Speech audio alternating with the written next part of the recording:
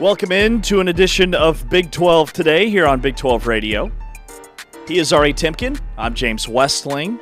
Taman Turner, our producer on the audio side. Anthony Smith on the video side. Big 12 Radio exclusively on TuneIn and Big 12 Studios. It is a Three Things Thursday.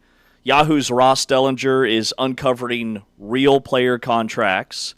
The college football buy debate continues, and BYU is promoting Kelly Poppinga to defensive coordinator. We'll have a Big 12 basketball recap from all the games last night. Iowa State and Arizona stay unbeaten, a shocker on the women's side. And then our guest lineup includes Chris Level from Texas Tech here at 7:40. Evan Miyakawa, the founding father of the kill shot, which is a 10-0 run in college basketball. He'll join us at 8:40. And then Bill Self, the head coach at Kansas, joins us at 9:30. Who? Billy Self. Wow. This would be a Big 12 Radio inaugural Bill Self interview outside of Media Day. Should be fun. Is there anything to ask Bill Self about? The win over TCU, definitely. That was a good one.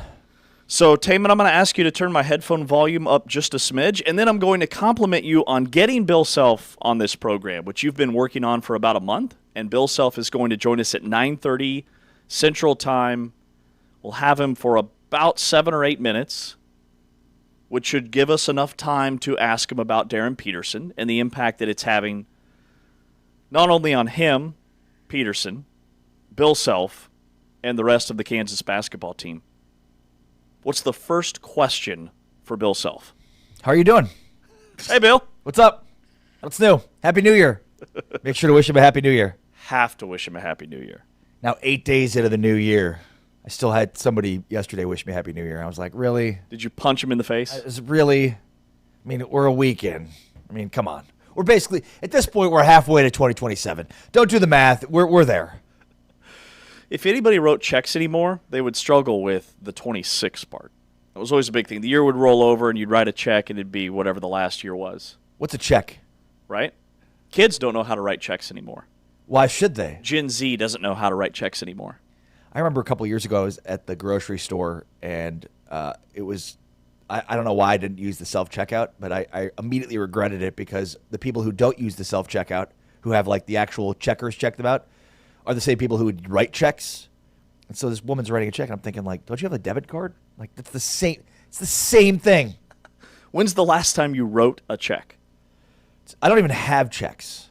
You don't own any checks. Like, I remember asking my bank, like, could you send me some checks? I don't have any. And they're like, it's going to cost you. And I was like, oh, same. Well, then no. Like, real American dollars? Like, what?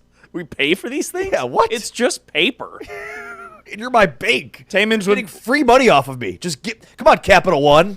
Just give me free checks. Taman, have you ever What's in your wallet? I have written a check. Okay. Yes, I don't remember what for because it was a while ago, but when I got my first apartment, like when I put down that deposit and you had to and even before I had direct deposit where you actually had to get out a check and void it, like I've done it before. Yeah. I was asked. A while ago. I was asked for that. Like, can you send a voided check? And I was like, no, I can't. My bank won't issue. My Capital One bank won't issue me free checks. They're shutting down branches. I have to drive across the city to deposit a check because the app would. I'm really upset with Capital One if you can't tell. Just a little bit. Yeah. What's going on there? What's your beef with Capital One? They've been fantastic to me.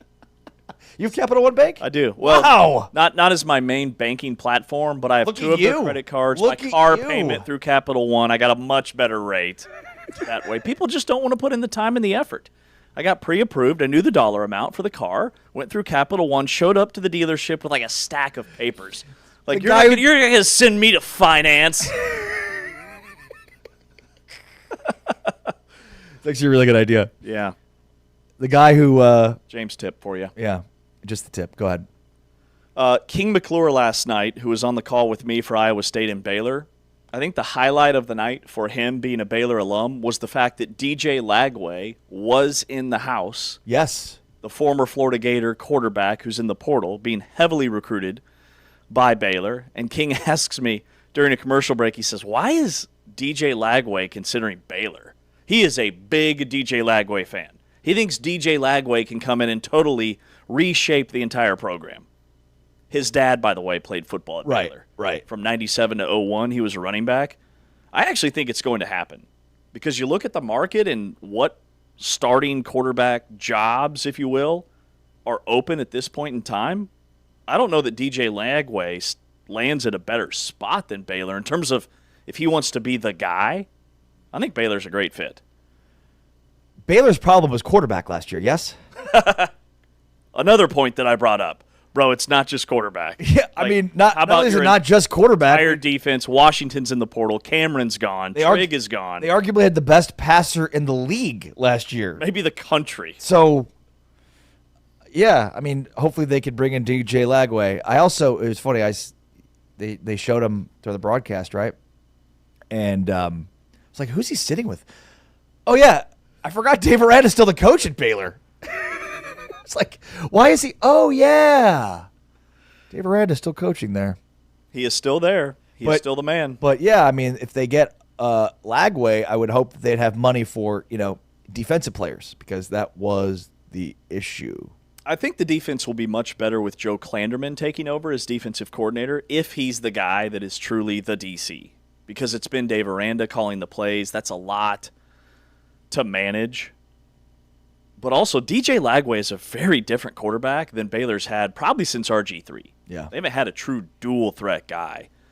So they would look very different next year. Speaking of quarterbacks, Ross Dellinger is on an absolute heater as of late. He's getting actual contracts between schools, companies like Playfly Media, the student athletes, and he pulled Brendan Sorsby's offer from LSU. Sorsby ultimately is signed with Texas Tech. He's getting around $5 million. But Ross Dellinger at Yahoo Sports got his hands on the 11-page proposed NIL contract from LSU's multimedia partner. And the deal kind of exposes how schools are working around that $20.5 million revenue share cap. It is, this offseason is the highest priced bidding war in college football history. And the details of the LSU offer include $3.5 million in NIL guaranteed, plus at least $1 million in direct school rev share, which would come from the $20.5 million cap. The NIL money doesn't count towards that cap if it passes the clearinghouse, NIL Go. All these schools are sitting, NIL Go, cannot keep up, and so they're just doing their own thing. But there's a lot of guarantees that haven't been approved. And there's a source in here, a college football official, that claims there's going to be a rude awakening when these deals start to be submitted. Yeah, and so a couple of things. Number one, it's important to remember that a year ago, we did not have the settlement completely inked. And so it was considered the uncapped year. And that's why this year is different, because this is the first year where you full implementation of NIL Go in the offseason. And it is really interesting to see via Ross Dellinger's reporting and releasing the specific details of the offer letter that Brendan Sorsby received from LSU that shows that schools are now leaning on their multimedia partners to fuel these deals. And you mentioned Playfly. Companies like Playfly and Learfield are competing to offer schools NIL-friendly structures. So Playfly, Learfield, they own the radio broadcast rights for these schools, but they also, in many cases, own licensing for these schools. So they have sort of multifaceted relationships with all these schools, and now one of those is to create these NIL-friendly structures. And so they're if you are a business and you partner with, let's say, LSU and Playfly, well, now you can have Brendan Sorsby if Brendan Sorsby were to go to LSU, you can have Brendan Sorsby in a commercial wearing LSU gear because the licensing is there and it's already baked in. So just kind of an interesting look at how these deals are being put together. And to your point, the true litmus test for, will they pass the NIL Go? Oh, and by the way, NIL Go has like 9 total employees. 9. It's a joke. 9 employees. Not 10, not 11, not a dozen. Not 100. There are 9 people sitting in cubicles going through these deals for thousands of athletes. Mathematically, they cannot keep up. And that's assuming that all 9 are really good at their job. I mean, quarterbacks... Well, and there's 9 employees, but only 2 investigators. 2 of them are investigators. What are the other 7 doing? I think they're vetting the deals. Whereas if a deal doesn't pass the smell test, then they put on the investigator to investigate. I mean, it almost seems like it's set up as like just to make you feel good. Like, yeah, things are on the up and up. We've got this NIL go. We're good to go. Meanwhile, no, they're not. Meanwhile, you've got multimedia companies like the ones you noted, plus apparel brands have entered the chat with Adidas and Nike. But of course they have. Under Armour.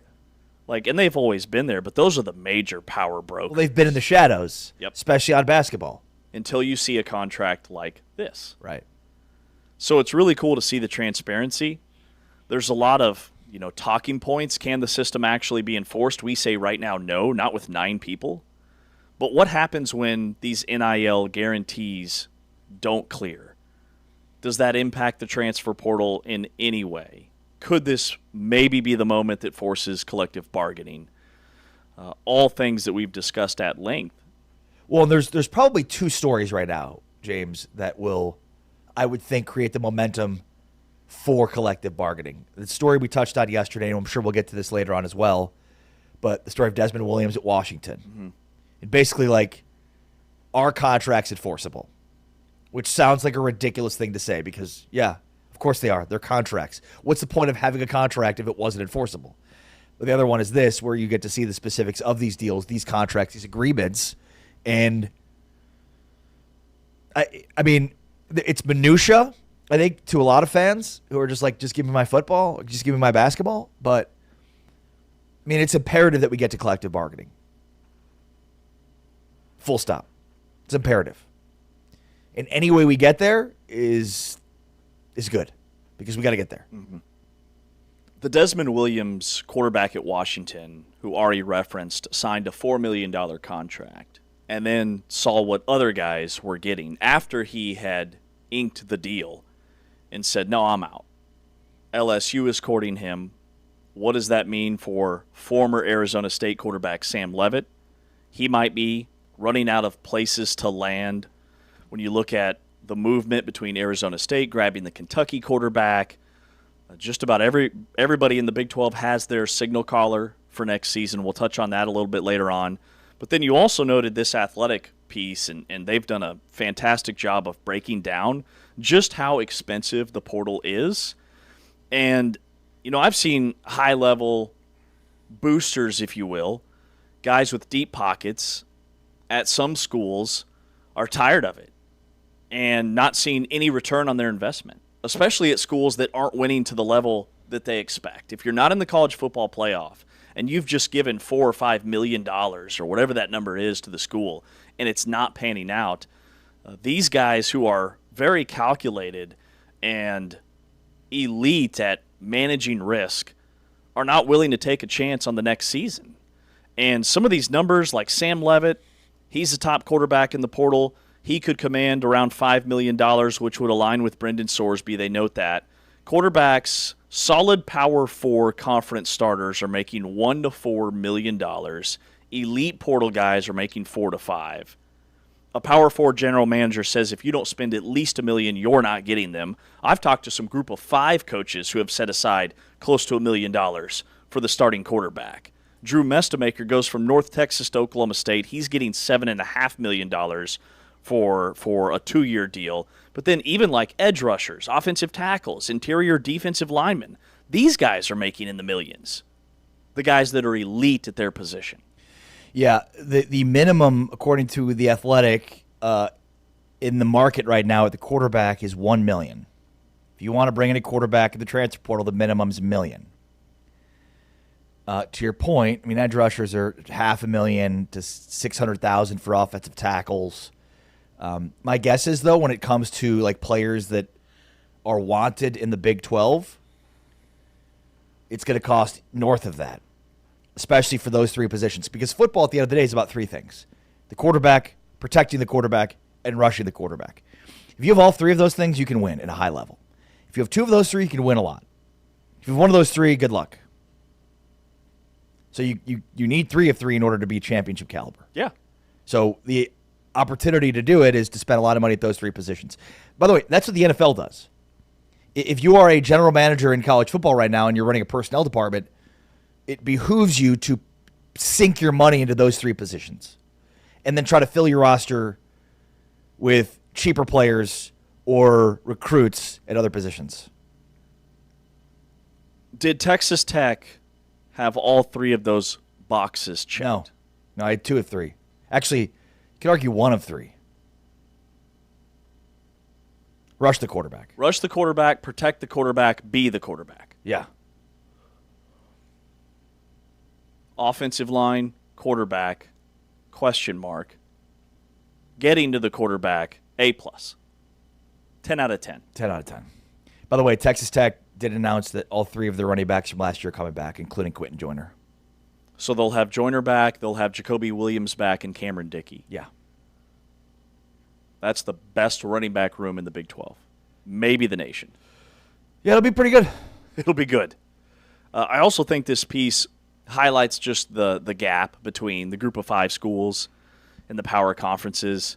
When you're talking about a total roster budget for Group of 5s being anywhere from $1 million to $10 million, like 10 mil is on the high end, right? Those are high-level teams in the American or the James Madisons of the world. $10 million wouldn't even begin to touch anybody in any power conference. I mean, that's about half of the bottom feeders in all the power leagues. Well, and when you look at these numbers, it's those guys going up to the power leagues that are getting these numbers. I mean, it's as much as we say we don't want it, it's becoming a feeder system.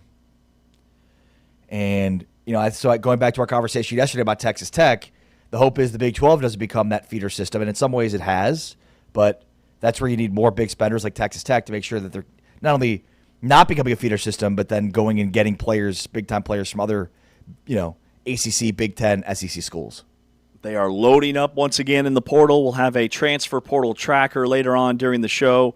We'll discuss the fallout with Desmond Williams, the Washington quarterback, what it could mean for Sam Leavitt. We've got Chris Level, the Texas Tech Radio Network sideline reporter, host of Locked On Red Raiders, coming up here in about 20 minutes or so. But coming up next, Big 12 basketball recaps from last night's action.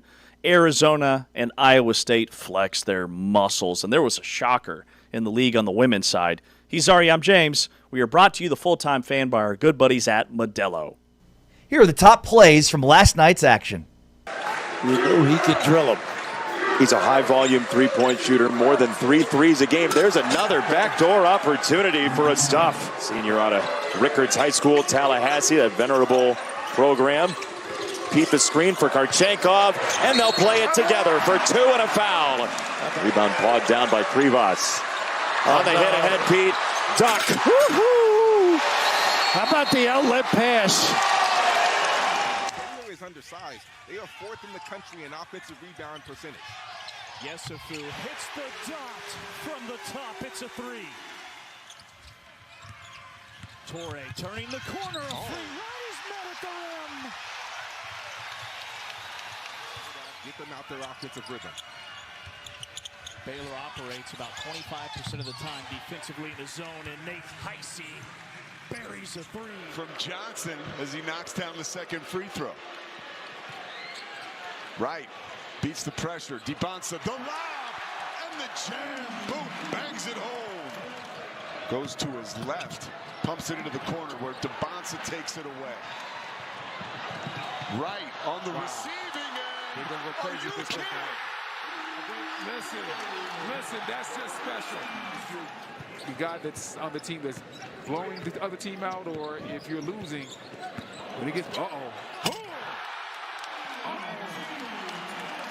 Without question, Bangodak is jumping it up for the University of Colorado. There's the toss and the tip, and it is won by Colorado. Picked up by Elijah Malone, a spin move, and a layup. Terrence Brown, Don McHenry, outstanding. Top of the key. There's a 3-ball. Traore fires and misses. Rebound tipped out and right into the hands of McHenry. The Bucks have been giving up some offensive rebounds as of late. Down low for the dunk. Missed inside by Dawes.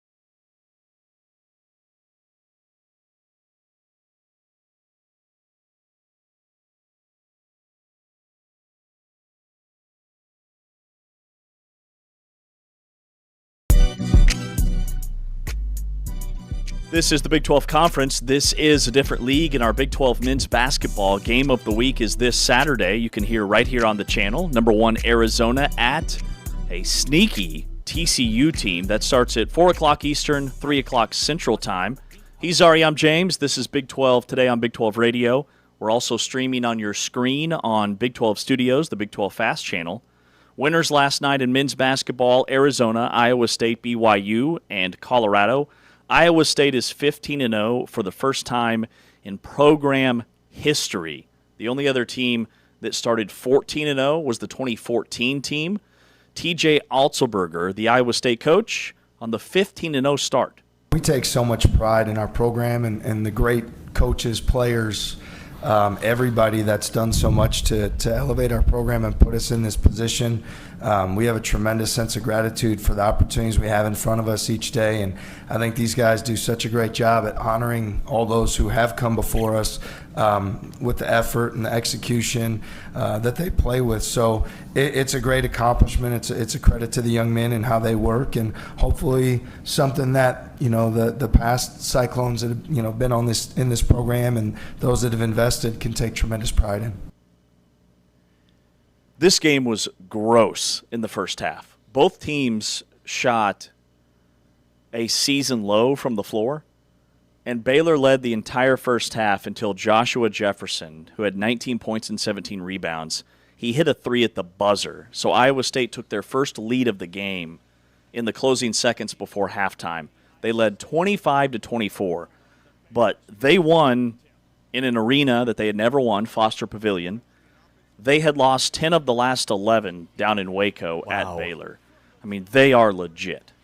Yeah, I mean, the basketball season forces you to have to play different styles and try to win different ways, and this was one of those nights for Iowa State that I think shows how good they can be and how multiple they can be. I mean, we've seen at times this season Milan Momcilovic go off. He was not very good in this game. Tamin Lipsey had foul trouble, was not great in this game, and yet they still found a way because of their defensive effort. Nate Heisey defensively is as good as it gets from a perimeter defender. And, his numbers don't jump off the page at you, but I thought he was tremendous in this game. You've been talking all year about Toure, who's really good both ends of the floor, and then you just can't say enough about Joshua Jefferson. 19, 17, and 3 steals. Joshua Jefferson is so good. For his size, he plays the passing lanes he plays like an NBA player.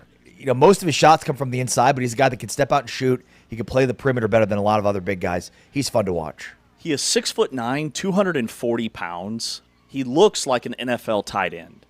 And his dad played in the NFL for over a decade. So he has that bloodline. That Iowa State team is just stacked on both ends of the floor, top to bottom. They didn't shoot it very well last night, but they still get the 10-point win. All right, out to Tucson, where Arizona stays undefeated. They waxed Kansas State 101-76. My alma mater is now 9-6 and 0-2 in Big 12 play. Meanwhile, Arizona is 15-0, 2-0 in league, and Coach Tommy Lloyd talks about the differences between an undefeated year and one that struggles.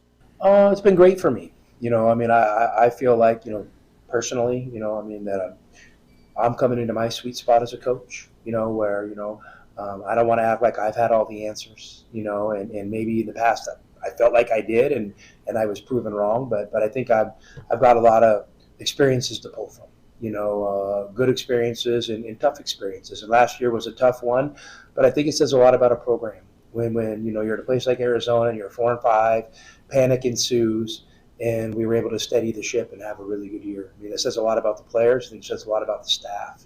I'm thankful.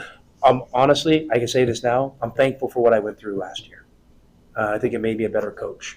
Let's see how this year plays out. We'll withhold judgment till the end of the year, and then we can see how much I've improved. Their 7-footer Mo Krivas sets a new career high, 25 points, also had 12 rebounds. Bully ball. I mean, this is a team with a style, and we talked about Iowa State winning in different ways, and the college basketball season forces you to have to play different styles in different ways. But Arizona State's kind of like Houston in that they don't need to play different styles because they kind of force you to play their style, and then they're similar. Like Arizona and Houston will they'll toy with you for a little bit, and then they get you to the deep end of the pool and just drown you. That's it. It's they're still swimming and floating, and I can't catch my breath.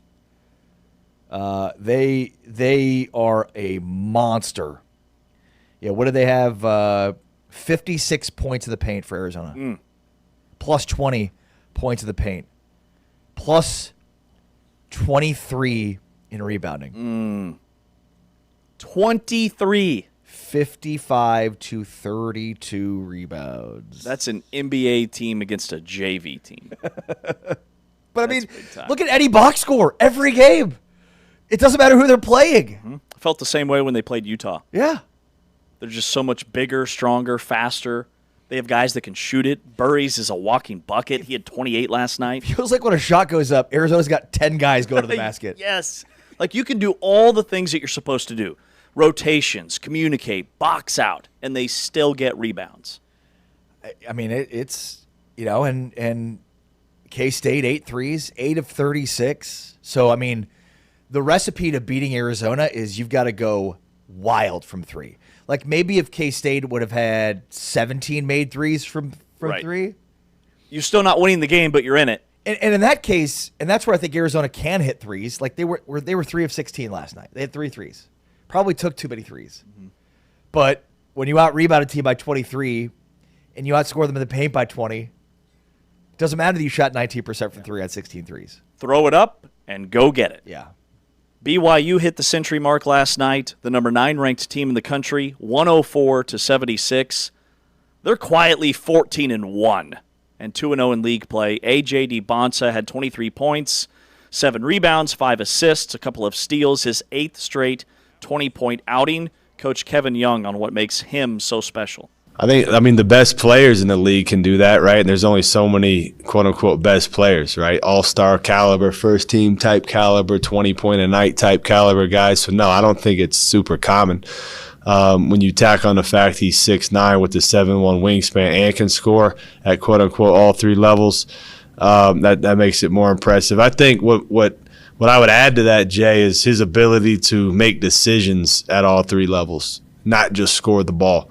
I think his passing is vastly underrated. He can hurt you in a lot of different ways. And so I think the combination of where he can score, how he can score, and how he can just play make, I think is what's the most rare about him. BYU had a 13-0 run early in the game, and then in the second half, they outscored Arizona State 20-5 to blow that thing wide open. Fast break points, BYU 31-16. Richie Saunders also went off. He had a career-high 31 points as BYU's back on their home floor at the Marriott Center, and they looked dominant. Well, BYU has a big 3. And, we've talked this year about BYU maybe not having depth, and they've got some injuries. So, this is a box score that will look like a BYU win. A.J. DiBonsa, 23 points and 13 shots. Richie Saunders, 31 points and 13 shots. Robert Wright, 27 points and 15 shots. It's funny, Kevin Young talked to the postgame about DiBonsa, and yet he was the 3rd leading scorer. Yeah. But now he makes things happen. He also had 7 rebounds and 5 assists. Saunders, by the way, added 8 rebounds. But they have a big 3. That's evident that they don't have great depth, but when those 3 guys go off, forget about it. The late game last night, Colorado at home held serve against Utah. Colorado. Real quickly on the BYU-Arizona State game. Mm-hmm. Is Arizona State, we thought they could be a major surprise team in the Big 12 this year? Have they crashed down back to earth here a little bit? They're 9-6 now after starting 9-2, 9-3? Yeah, and they really didn't have. They have one quad win. They've lost 4 straight, so they were 9-2. They're in the 90s in the net rankings. They have a long way to go to make the NCAA tournament. Kansas State, Oklahoma State, and Colorado are all in the 60s. Colorado, by the way, last year Colorado was 3-17 in Big 12 play last season. They started 0-11 in conference play.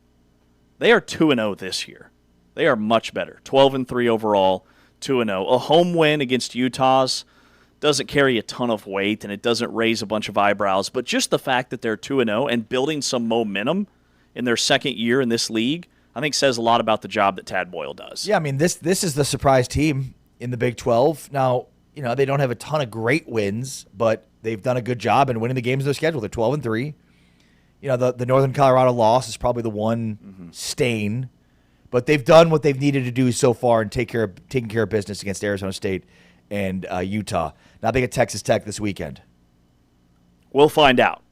We'll find out just how legit they are. Colorado shot 47% from the floor.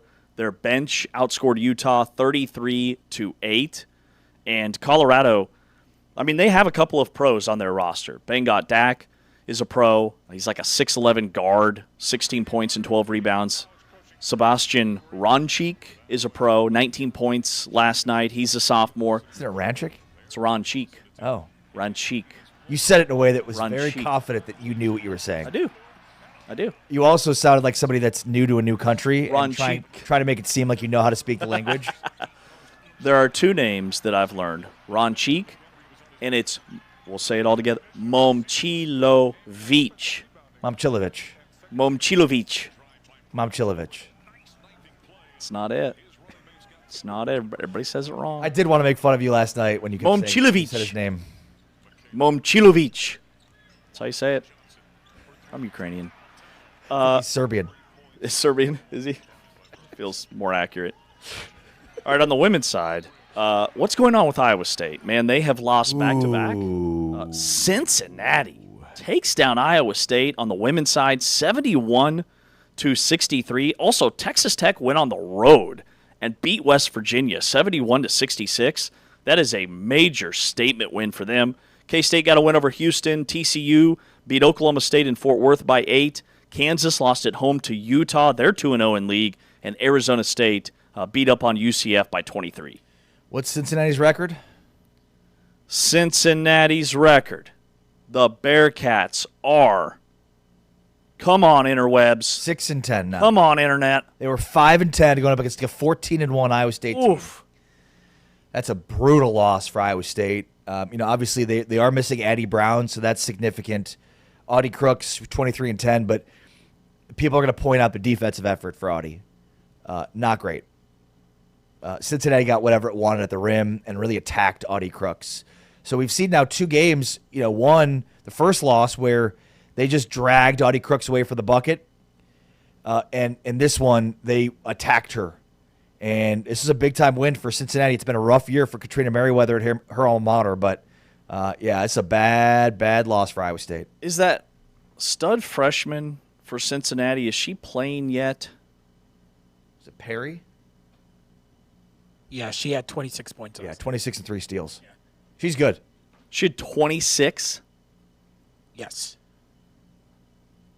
That's not the freshman, though.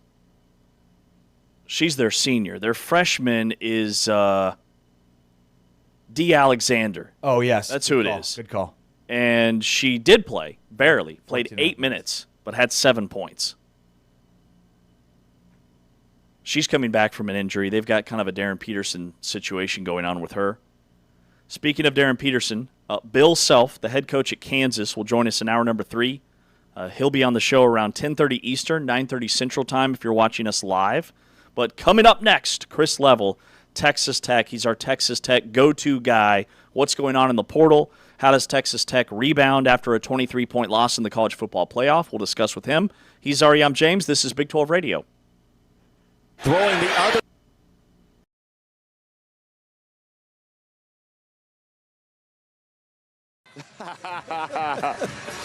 Here we go. Arizona wins the tip. Right now. K-State goes a little bit. Jason Benetti. Doreen Bucca, the junior from Italy. He's had some nice spin out. Look at the footwork. Through the double. Krivas somehow muscled it up and in. Yeah, prevailed beautifully. You saw that Penn State game, obviously. It's surprising. Oh, what a find. Buries the stuff. He makes plays now. He's done that a few times. Senior out of Rickards High School, Tallahassee, that venerable program. Pete the screen for Karchenkov, and they'll play it together for 2 and a foul. Rebound pawed down by Krivas. On the hit ahead, Pete. Duck. Woo-hoo. How about the outlet pass? There's the balance and strength. Castillo knocks it down. Haggerty on Bradley. Haggerty trying to shove him out of the way, and he scores it and a foul. He's strong, too. A nice discard. He's almost slowed him down just a little bit. Switching back and forth. Krivas got real deep. Got to get away from him. Yep. Bradley knew he had it, just picked his pocket. Nice pass. Buries the stuff, guard to guard. How about that? All set up by defense. Bradley got tangled up in gridlock with Castillo, and he threads it through beautifully. Scintillating pass to Burries. Vision is extraordinary. At the McHale Center for the Arizona Wildcats. #1 in the land and showing it with triple digits.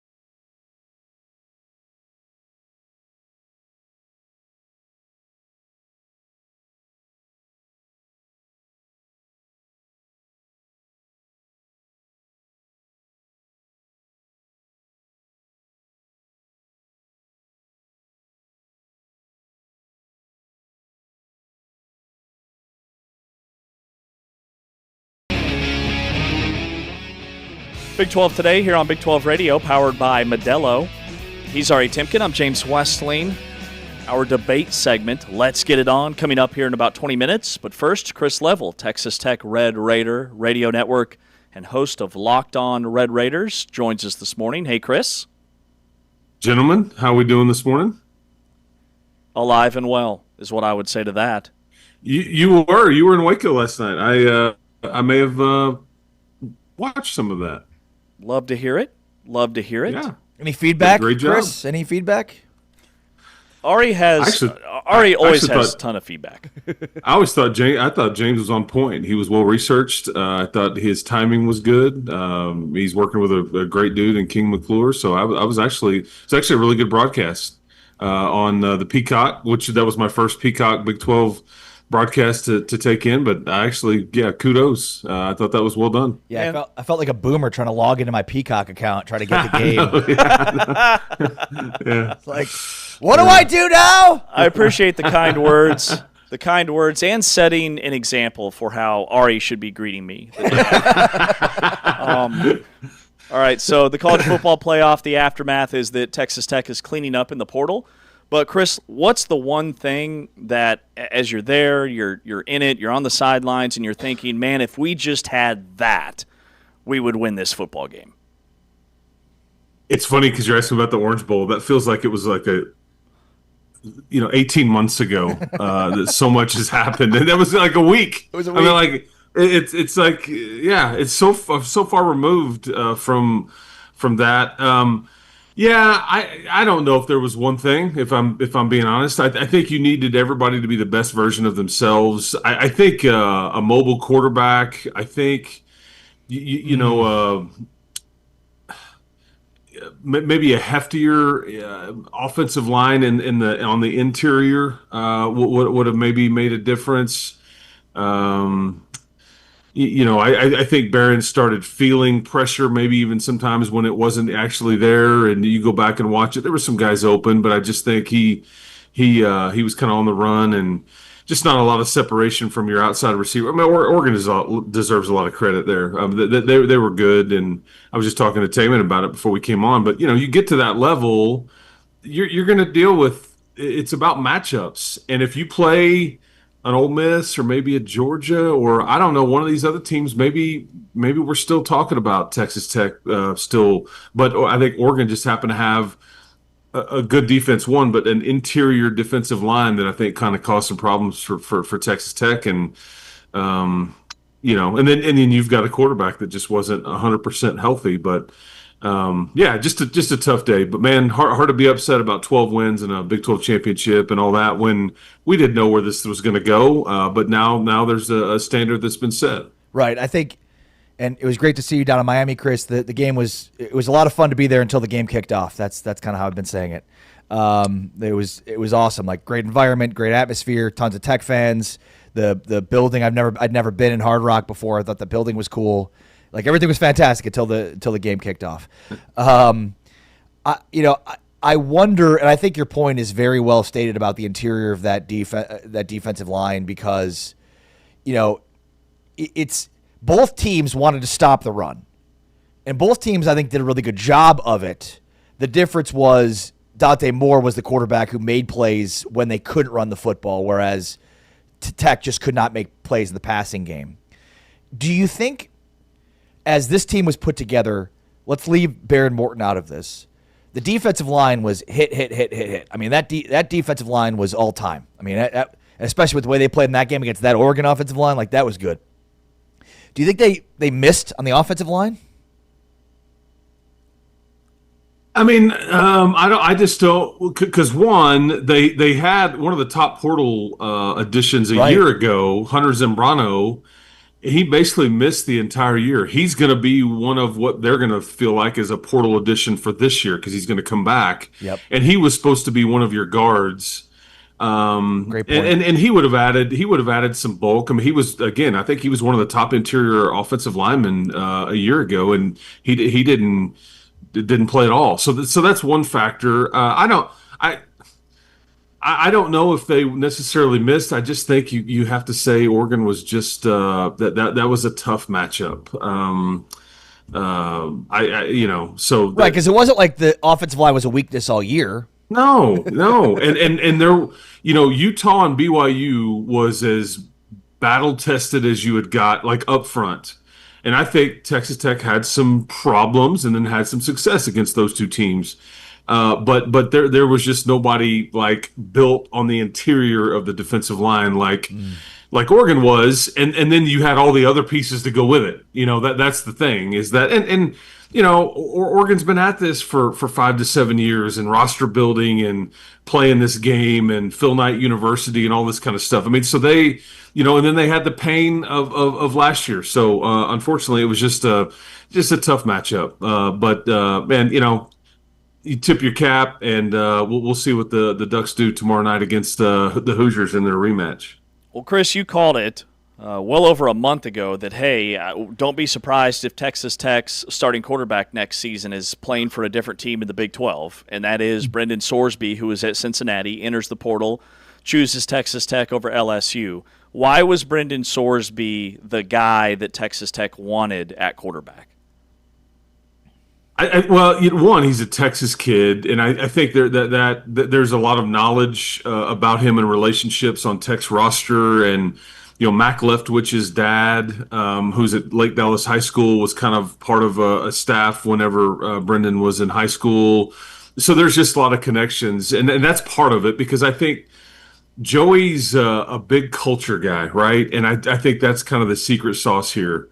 People are going to look at what they're putting together in the portal class, and then obviously what they did last year, but that's what his gift, man, is, like meshing it together quickly and getting them to care and buy in and all that. And I think that Brendan, and if I'm being honest, I don't know if Sam Levitt is that guy. I think there's a lot of, I've been told by a lot of different folks, and I'm not just going to leave it at that, but I also think that Sam Levitt is injured right now, and I think that is a huge component. I think that there is some fear that the foot injury will keep him out until the summer, and I don't have that on authority, but I think there's enough intel out there that everybody he's going to wants to see x-rays, and there's some medical, and so you're going to dump a bunch of money into a kid, and then he's a runner. So what if, you see what I'm saying? I mean, this is a tricky proposition for Sam Levitt. And plus, you won't find anybody that has anything bad to say about Brendan Sorsby. That's what we have learned. Teammate, culture guy. He's on draft boards like Sam Levitt is, and all the talent, and he's a mobile guy. But I'll tell you, so being from Texas, but I think his ability to run and that combo, and then the vetting that you do on the background, that's why they wanted him, and weren't really worried about what it was going to cost either. That you were in a bind, you were in a pickle. Texas Tech front-loaded so much money last year to their roster that they had a lot more still to spend this year, and I don't think they had necessarily earmarked anything for really a quarterback because, unfortunately, Will Hammond, just a fluke deal. But this is a really good one, and so at the minimum, you will be really good at quarterback. Will you be great? Will it be elite? I don't know, but he's a second-team All Big 12 guy. But it's the 600 yards rushing and the 8 or 9 rushing touchdowns that changes everything. All those red zone questions that we were talking about all year, that immediately changes because of his ability to tuck it and go, and he's a very good athlete. And to your point, he's a guy that can run, and I think it's obvious that had Tech had a quarterback that was a little bit more mobile in the Orange Bowl, things might have been a little bit different. So I think it's honing in on something that was a major weakness last year that could be a huge strength next year. Plus, the announcement came that Joyner, Dickey and Jacoby Williams, they're all back. And then what is the receiver room going to look like? What's the situation with Douglas and Virgil? I know Carter's coming back, and then are they going to add Cam Coleman? Funny you say that. You would be about the 700th person that's asked me about I kid you not. I'm on the floor there at University of Houston the other night, and Tillman Fertitta is right there to my left with his seats.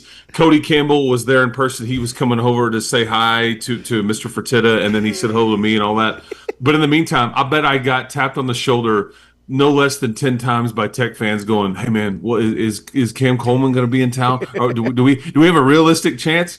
Okay, so Reggie Virgil and Caleb Douglas are moving on to the NFL. That is my assumption. Coy Aiken is still scheduled to be back. They still have Micah Hudson in the fold. They did get Terrence Carter. But then we start talking about the new additions. They're going to add a tight end to replace John Carlos Miller. So you'll have Terrence Carter with another tight end. And then they signed Kenny Johnson from Pitt, who was like an 800-yard receiver and a returner for Pitt last year. Watched his stuff in the last couple of days. Really good player. There's a young man from Liberty. Jalen Jones is a slot, and there's a kid from Liberty that is Dante Lee Jr. Yes, Dante Lee Jr. Thank you. Sorry, all these names have come in and out of my head, and I'm trying to memorize Colorado basketball players' names for this weekend, and my head's a jumbled mess. Yeah, Dante Lee. And I talked to somebody that coached against Dante Lee this year, and they said, "I cannot believe this kid is in Conference USA." Basically, he's a faster version of Reggie Virgil. But to answer your question, Cam Coleman is in town right now. He was at dinner with Brendan Sorsby last night and Joey McGuire. And so I think that Texas A&M, and Texas Tech are all going to end up feeling pretty good here. But this is the big fish. And I guess my question is, if Texas Tech gets Cam Coleman, does it cause any other young receiver to kind of go, man, I'm just never going to see the field? Or if you don't get Cam Coleman, do you still go get one out there? But yeah, this is the freakiest of freaks. They've got one of the top safeties in the country coming in today, in Coy Parrish from Minnesota. They are in on, I believe Damon Wilson is his name, the edge from Missouri that just hopped into the portal. So they're trying to replenish their front seven, and they're just like the fans are in a frenzy just because it's like I think they're getting more excitement out of this than like the Orange Bowl win. If you'd have won that one, it's crazy. But this is where it's at right now. It's been a lot of fun the last week or so. So Texas Tech and everybody talking about how much they spent on their roster this past season. Well, Oregon spent about $12 million more on their roster. Did they? I hadn't seen that really written about or reported much. Yeah. Huh. So okay. with that said, Chris, I'm curious, do you think Texas Tech is spending about the same as what they did last year, or are they spending a next level up even more? I'm guessing we'll see that written about at some point soon. I'd be willing to bet it's probably the same or more. I don't know the and I'm kind of glad I don't know this, but I don't know how much they front loaded and all that and everything. And then I've had some people go, hey man, it's not really $5 million for Sorsby. I'm like, okay. I mean, I really don't care. It's not my money. I don't care what it costs. Right. Yeah. And then I saw his agent. His agent was actually quoted as saying, Miami, LSU, and Texas Tech all offered basically the same money. Yeah. And so we just kind of flipped a coin and we were kind of narrowed it, but this was his gut. This is where he wanted to be. So who knows? But I do think they're not being stingy. I'll just say that. I mean, they're trying to put their best foot forward here, and they're going for it, guys. And I know it's bothering some people. Some people are like, heck yeah, man. But they feel like they've got a title to defend in the Big 12, and they want to go for more. And it's about relevancy. It's about pushing through. It's about doing what the commissioner said. We're going to earn our way in. So they're using every resource they can. I mean, I'd be willing to tell you that I bet Pat Mahomes was FaceTiming with Brendan Sorsby and Cam Coleman last night. That's how this stuff works. Again, you use every resource available. So yeah, man. Exciting times out in Lubbock. Chris, we appreciate your time. We'll check in with you soon on the portal stuff and basketball and all the things, and I will see you in a couple of weeks. Okay, what game are you doing? I think Texas Tech and Utah. Okay, well, James, that's next week. It is next week. Just hit me next week. I'll see you in 6 days, Chris. Absolutely. Hey, keep hope alive, boys. Appreciate you having me on. And yes, it does not suck to be a Red Raider right now. So we'll talk next time. Appreciate it. Take care, brother. Thanks, all right, Chris. You got it. All right, bye-bye. Chris Level, Texas Tech, Red Raider, Radio Network, host of Locked On Red Raiders here on Big 12 today on Big 12 Radio. Coming up next, our debate segment. Let's get it on. Taman has the topics. Ari has the takes. This is Big 12 today on Big 12 Radio, powered by Modelo here on TuneIn.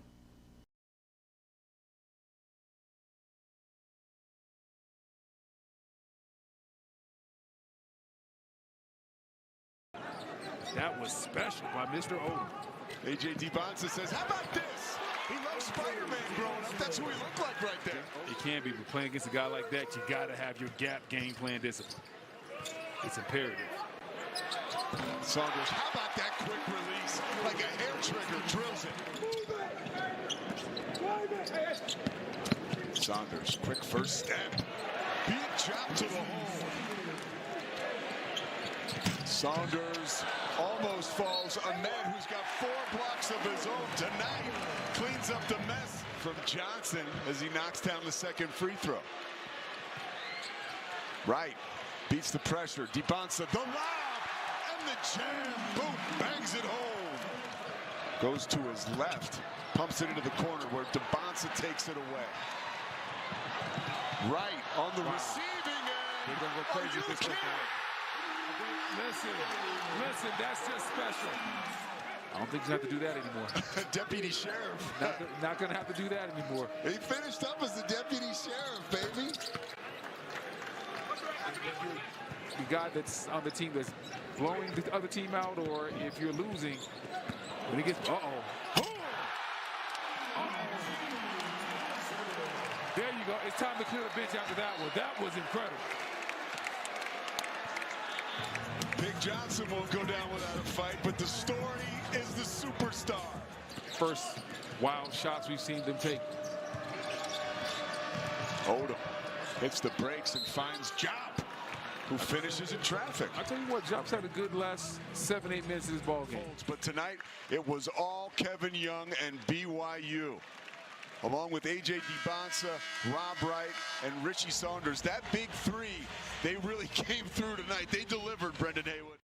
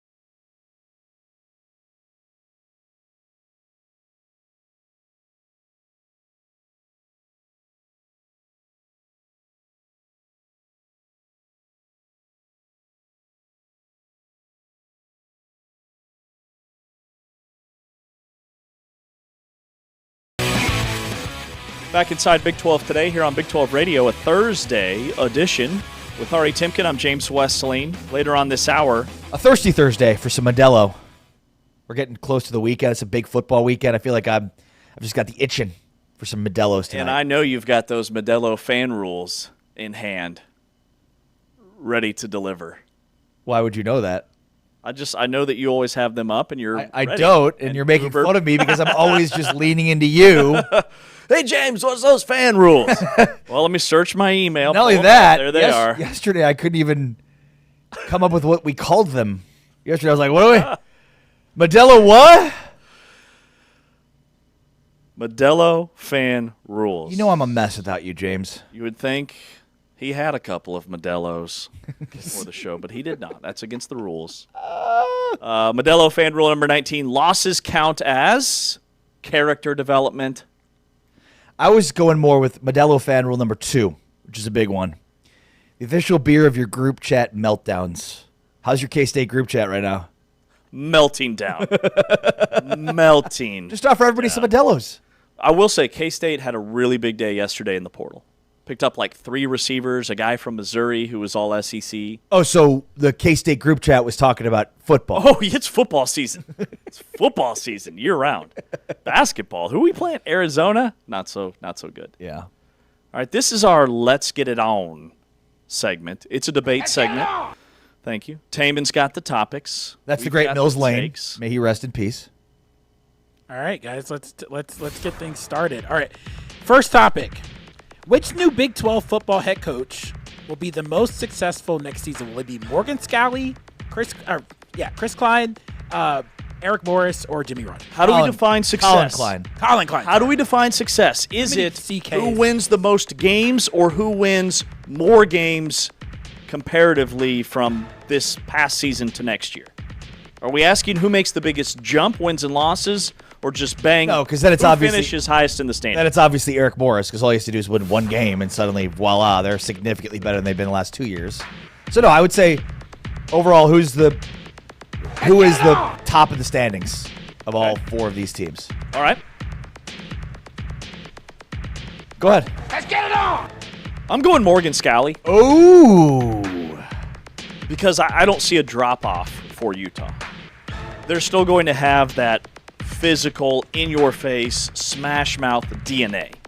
Because Morgan Scalley's been a part of that as a player and as a coach for almost 2 decades. Not going with your Kansas State Wildcats. They'll be much improved, Kansas State. But I think Utah will still finish higher in the standings. They were 10-2 this year. They've got Devin Dampier back at quarterback. They lose some offensive linemen. They lose some pieces on defense. But they're always stout on defense. And they're always strong up front. I still think Utah has the best record if we're just going based off of who finishes highest in the standings, taking Utah. I'm going to go with Eric Morris at Oklahoma State. And this, to me, was between Morris and Colin Klein. And basically went to who's the best quarterback. And I think it's Drew Mestemaker. I mean, Eric Morris is going to have a 4,000-yard passer, a 1,000-yard rusher, and a 1,000-yard receiver, all from North Texas last year. So he's getting the band back together. He's going to have an elite offense. It's proven that Eric Morris has quarterbacks every year that are going to be elite, and Mestemaker was the last one. So give me Eric Morris. I think this is going to be an explosive Oklahoma State offense next year. Totally agree. I don't know where they finish in the standings, but they are going to be back next year. I mean, right away.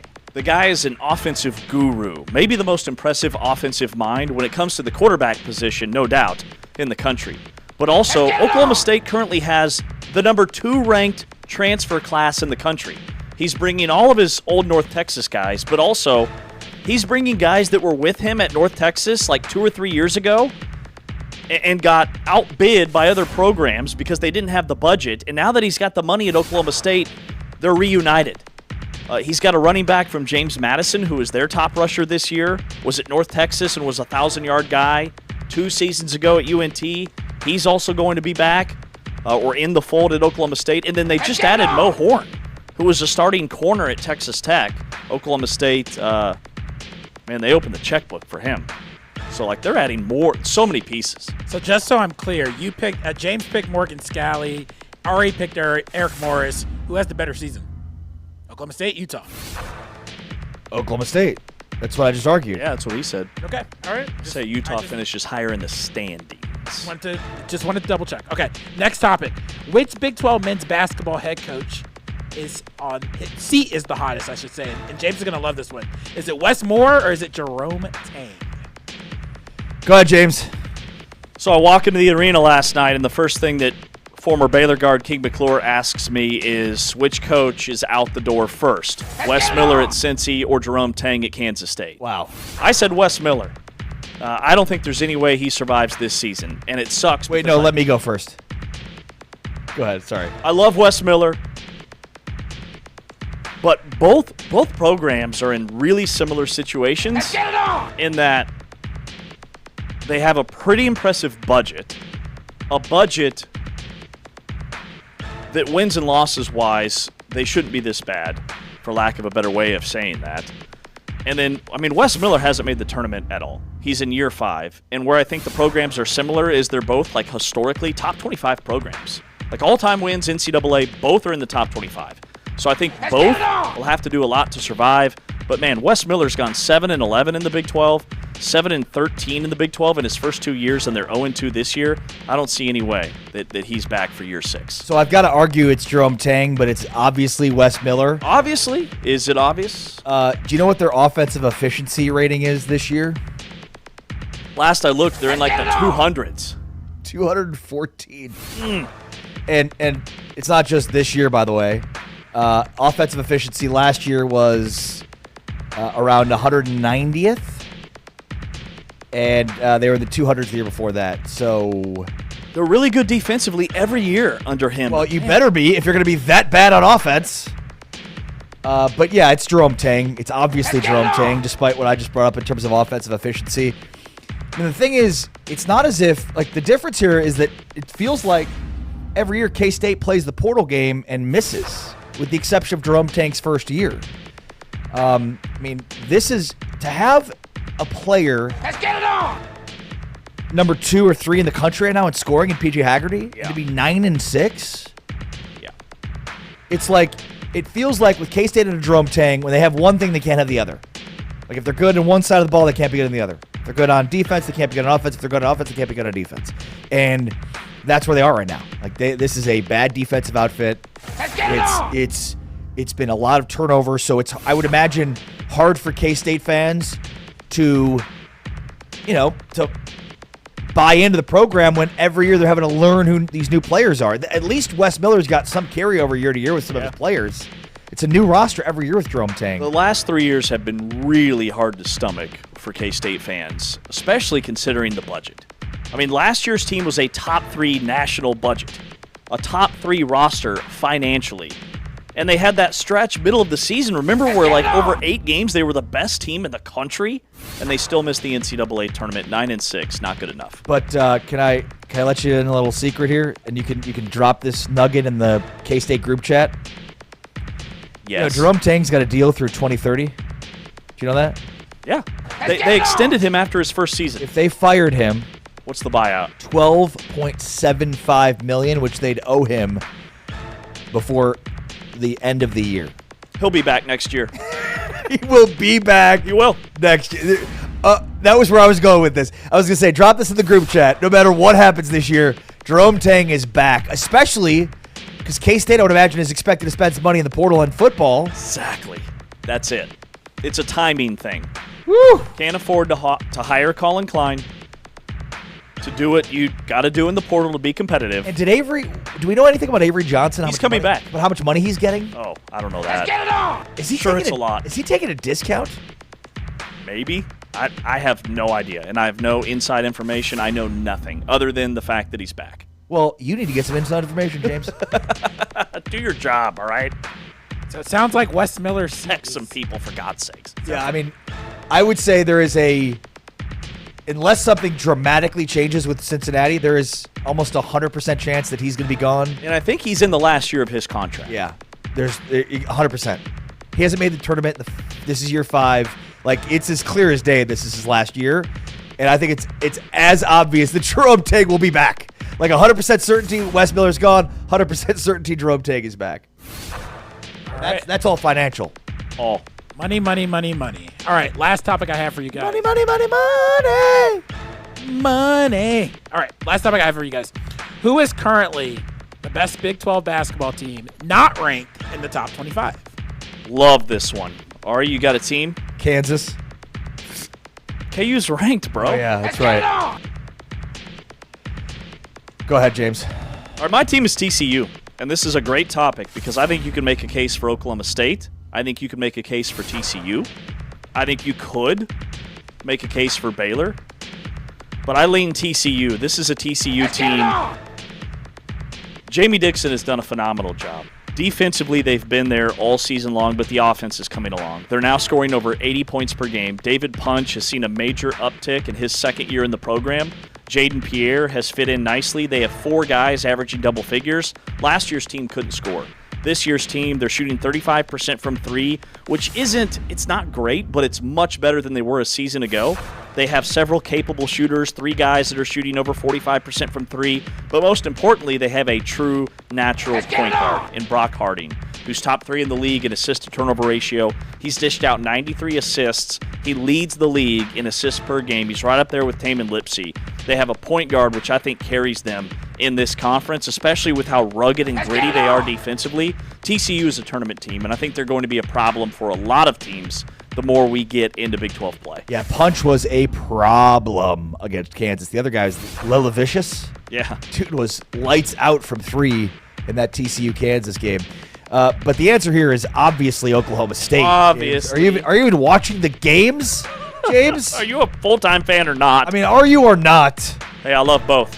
One of the better defensive teams in the league, one of the better defensive teams in the country.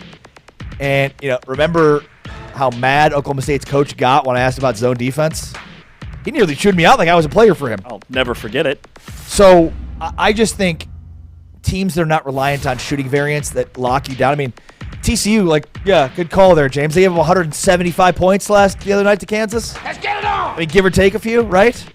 They allowed 75 points? I mean, something like that. What was the final score, 106 to 102? 104-100. It was overtime. Yeah, they're susceptible to variance. They had a ton of threes in that game, but you know who's not susceptible to variance? Oklahoma State, one of the top defensive outfits in the country. So Oklahoma State's 84th, by the way, in defensive efficiency. I'm just saying. Well, whoever ranks that efficiency number needs to get a new metric. Yeah, that would be Ken Pom. It'd be Ken Pomeroy. Come on, Kenny. Don't you watch the games, Ken? I love both. I think both are tournament teams, to be fair. Don't let facts get in the way of a good... I was on a roll, James. By the way, I have to say, I agree with Ari with Oklahoma State. Wow. Steve of course Lutz, you do, Taman. I love Steve Lutz. Only because you're scared of him. No, I love Steve Lutz's approach. He was really happy with his win the other night, but he was like, we're going to take this, and right now I'm focused on Iowa State. He just turned the table. My question to you is, why aren't you more scared of me, James? TCU's 49th right now in Ken Pom. Oklahoma State's 58th. I like both. I really do. Oklahoma State's 5th in the country in adjusted tempo. They are playing super fast. They're super fun to watch. And they're finally starting to fill Gallagher-Iba Arena, giving them a true home court advantage. They haven't lost at home this year. By the way, on our YouTube channel at Big 12 Conference, where we're streaming for Big 12 Studios, Wyatt, who's got an Oklahoma State avatar, says, sorry, but the background music has to go. Sorry, not sorry, Wyatt. This is great background music. Yeah. And you bite your tongue, Wyatt. Don't hate. Background music has to go. I love that he noticed. Sounds like a very... It's a little basketball beat. Yeah, it sounds like Great a basketball job, beat. Yeah. Wyatt, you take your music tastes. Wyatt, you better be in the seats at Gallagher-Iba. We're Get coming behind this basketball team. Steve Lutz in his second year is doing a phenomenal job. By the way, here's what Steve Lutz said about his team. This is clip 12, Taman, that they won in conference against a top 25 team. Now they turn their attention to Iowa State. Obviously, we're happy to have our first win in the Big 12, our first top 25 win of the year. You're obviously going to have a bunch more opportunities because the league is so strong, but anytime you can win in the league, man, you got to embrace it and you got to enjoy it. And then you got to flip the page tomorrow morning and figure out a way to go compete with Iowa State because they're really, really good. Iowa State up next for Oklahoma State. Oklahoma State's got dudes that can score. Where is that game? That game is to be played between Oklahoma State and Iowa State. It is in Ames on Saturday. So Oklahoma State's schedule, after that one, they get Baylor at home, followed by Kansas State at home, and then they play at TCU. That's their schedule over the next 12 days. They're 1-1 in Big 12 play, with a loss to Texas Tech and a win over UCF. All right, more Big 12 basketball. We try to rank the best players in this conference right now. It's our early season check-in here on January 8th. It is a Three Things Thursday. You're on Big 12 for Big Cy. SPS off the charts, size per segment. He's Ari, I'm James. OU. This is Big 12 Radio, exclusively on TuneIn. Here are the top assists from last night's action. on the glass. One of the best offensive rebounding teams in the country as that spins down. Nate Johnson on the backside. Boy, they went through that, too. That back screen had an empty side. What a good look. That's who it is, Rapiak. Just a beautiful little set of back screen. Nobody at home in the back there. You knew he could drill them. He's a high-volume three-point shooter, more than 3 threes a game. There's another backdoor opportunity for a stuff. Heisey, baseballs ahead. Lipsy like a receiver, drops it in. That counts as a dunk.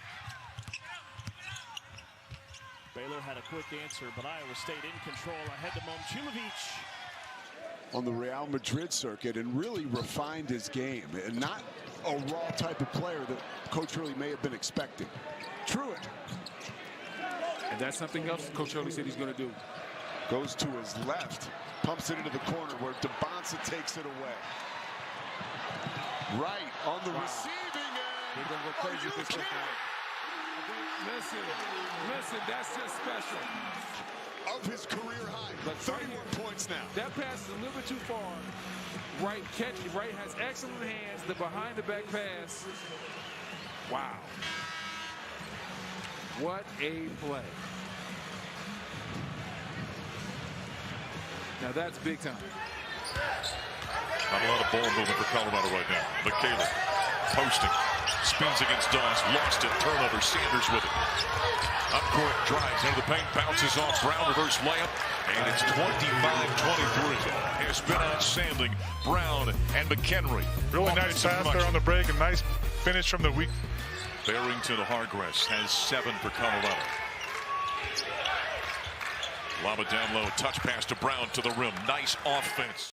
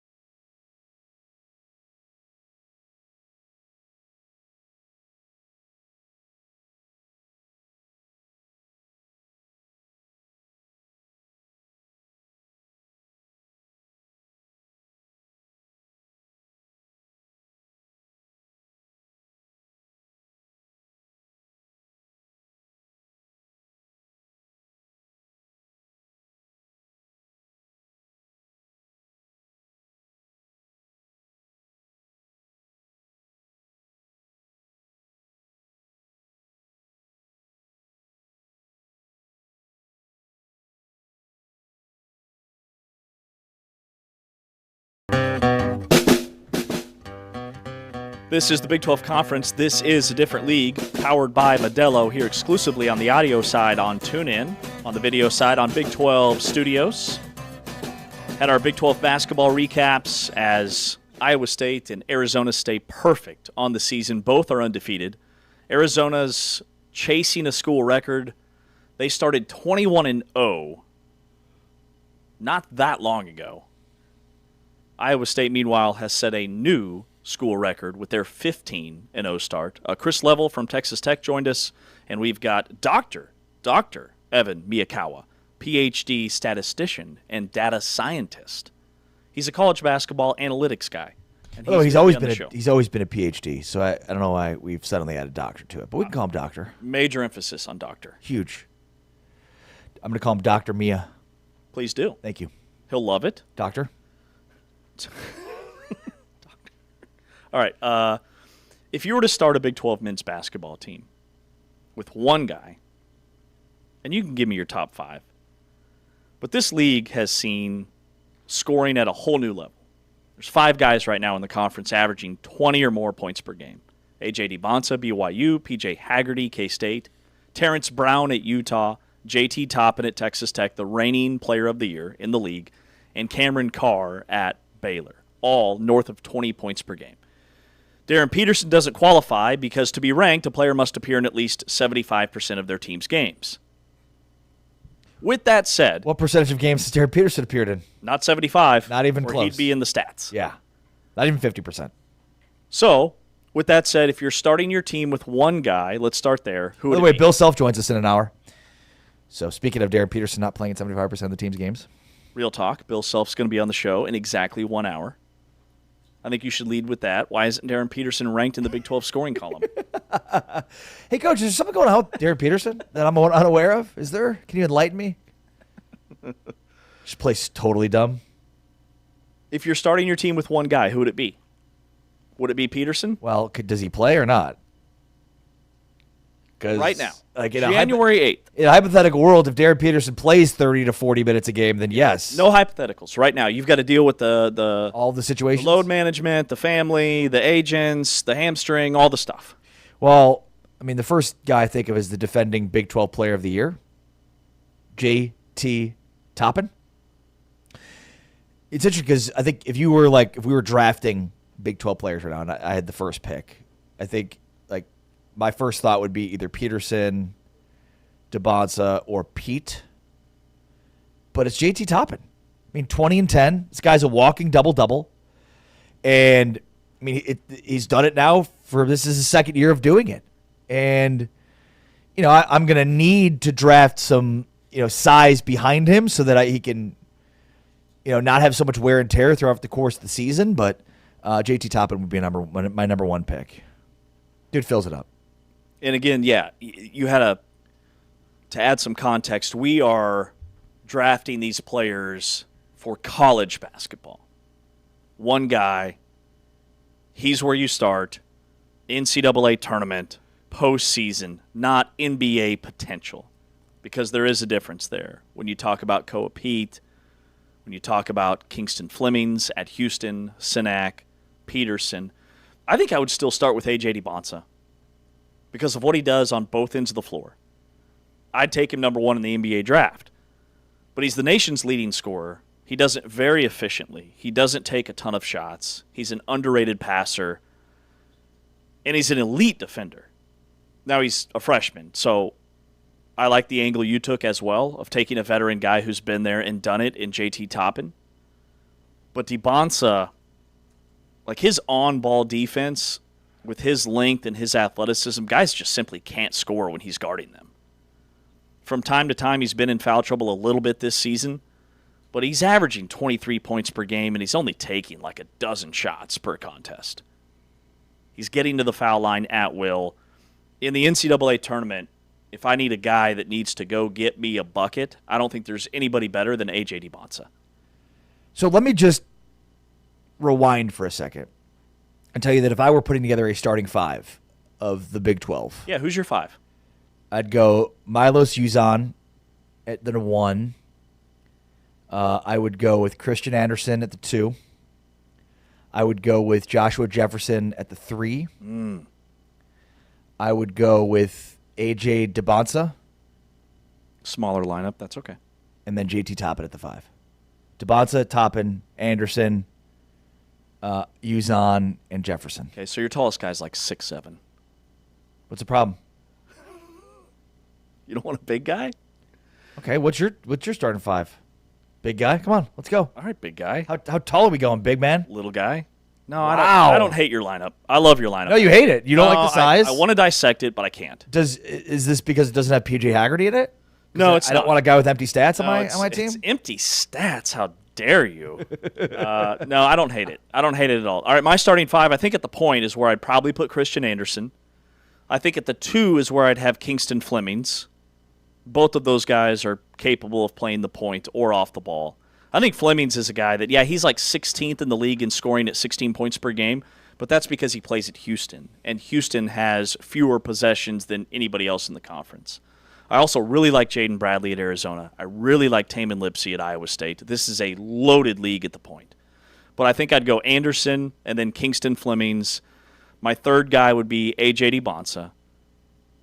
JT Toppin, definitely.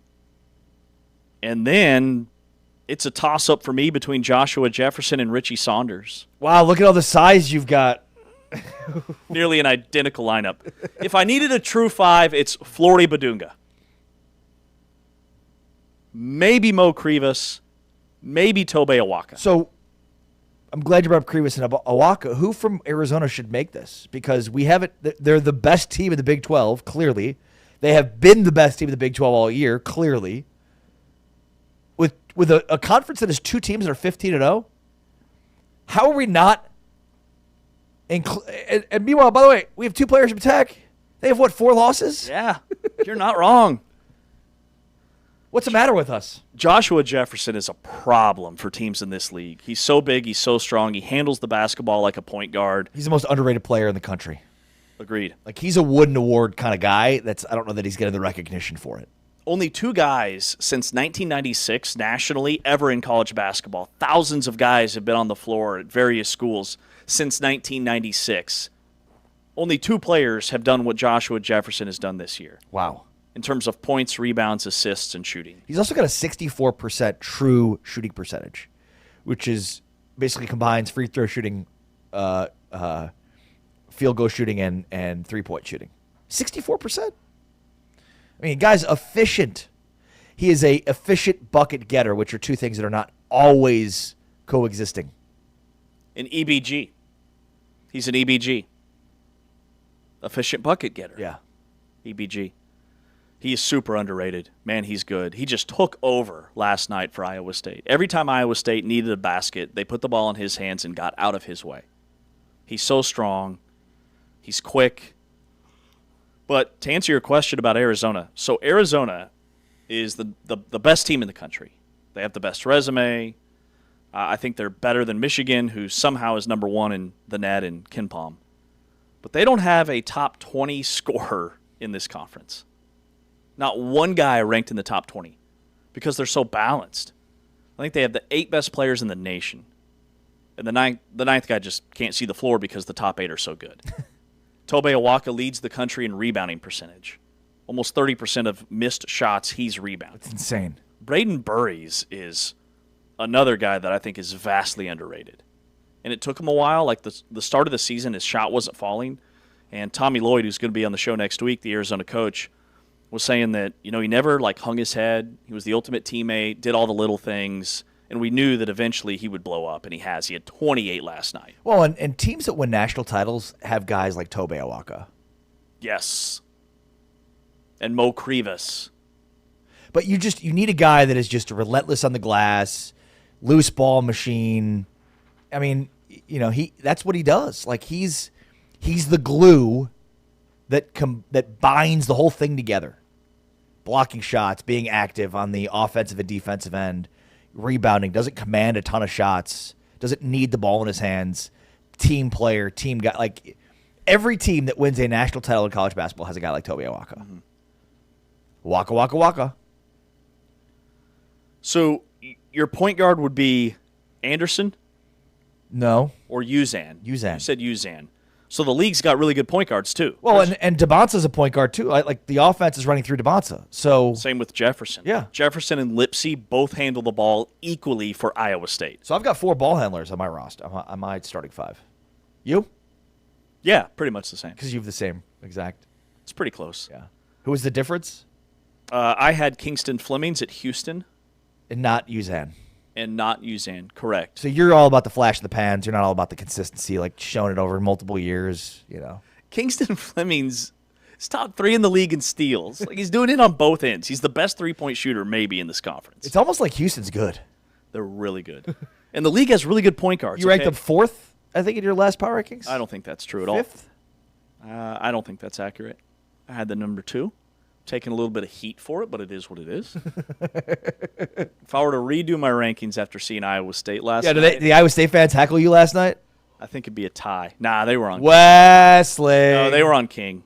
Wesley. They're always on King. Yeah. But Christian Anderson leads the league in assists. Then you've got the Folks kid at UCF, Odom at Arizona State, Brock Harding at TCU, Tamin Lipsey at Iowa State. Those are your top 5 passers. And then Rob Wright at BYU, another guy. Brock Harding sounds like a 1980s action star. Yes. See the new Brock Harding movie, Desperation in Fort Worth, starring Brock Harding. That's so true. That's so true. But Rob Wright at BYU, and then Jaden Bradley, another guy at Arizona that just does all the little things.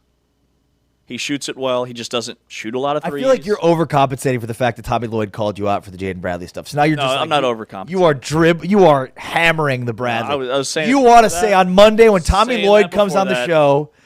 But I don't know if you know this, Coach. I'm still pumping Bradley up.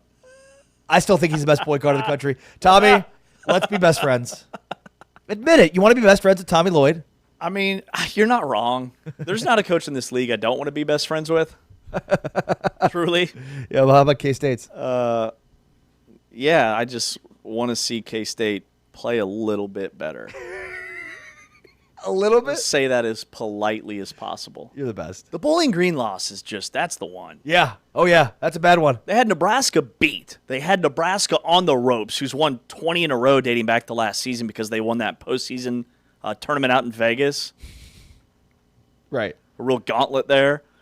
So K-State had them on the ropes. They lose that one. Then they turn around, and it carries over, and they lose to Bowling Green. I guess the good news is maybe K-State can win that Vegas tournament this year. With a 15-17 record. All right, outside of JT Toppin, who's the other best big in this league? We talked about Awaka. Why not your guy, Flory Badunga? Yeah. No, I mean, obviously we are a prisoner of the moment society, so he's coming off a poor performance. But, yeah, I don't think there's any question in terms of his ability. I think his offensive game has evolved tremendously this year. Like, there's been times where he's just been comfortable and confident with his drop step and scoring close to the rim. So I would agree with you there. And then, I mean, his ability to block shots, protect the rim. I mean, I don't think there's anybody better in the Big 12 right now at doing that. You know who's a big that's got a long way to go is James Najee. All this hype, all this talk. And I asked our producer, I was like, hey, should we even bring this up? Has it kind of died down? He said no. He said we need to talk about it for another week or so. But he hadn't played competitive basketball in 7 months. So he's joining a team at semester mid-season, and he hasn't played in 7 months. Everybody talks like he's straight off the floor for the Lakers. Right. It's not the case. Right. And you're right. He's rusty. I thought it was interesting that his first name was on the back of his jersey last night. Have you noticed that? Baylor's working through some things jersey-wise. He didn't have a name on his jersey at all last game. Oh, wow. He had to wear a different number. So now he's got the number right, but now he's got James on the back like he's LeBron's brother. I mean, maybe, some guys go first name, last name. Maybe his name's Najee James. Well, I mean, I think in Asia, like Asian cultures, that's why, like. But he's not. He's from Nigeria. No, I know. I'm just saying that's what it reminds me of. Ichiro used to have Ichiro on the back of his jersey because his name in Asia was Suzuki Ichiro. I mean, his name is James Najee. It's very clear. Najee grew up in Nigeria. No, I wasn't confused about where he grew up. I'm just simply saying. I know. So, I mean, I don't know. Wikipedia's wrong all the time, by the way. Don't know. How do we contribute to Wikipedia? Do it. How do I build a Big 12 Today Wikipedia page? Ooh. Show me how. Tell me how. Why are you asking me when you have a robot perfectly capable of doing it for you? I just thought you'd know. No, I don't know. You feel like a Wikipedia guy. Like, that's wrong. Correction. Source me.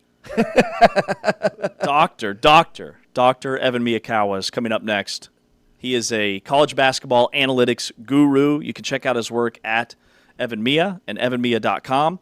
We'll chat with him coming up around the corner. He's Ari. I'm James. We're brought to you, the Full-Time Fan, by Modelo. This is the Big 12 Conference. This is a different league.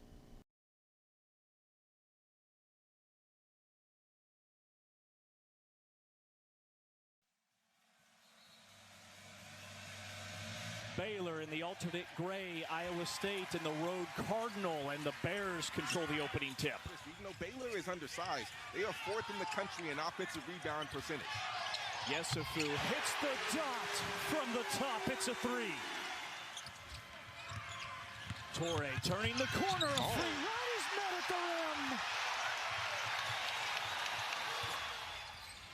In his second year at Iowa State after transferring from St. Mary's, Torres left alone and he splashes a three.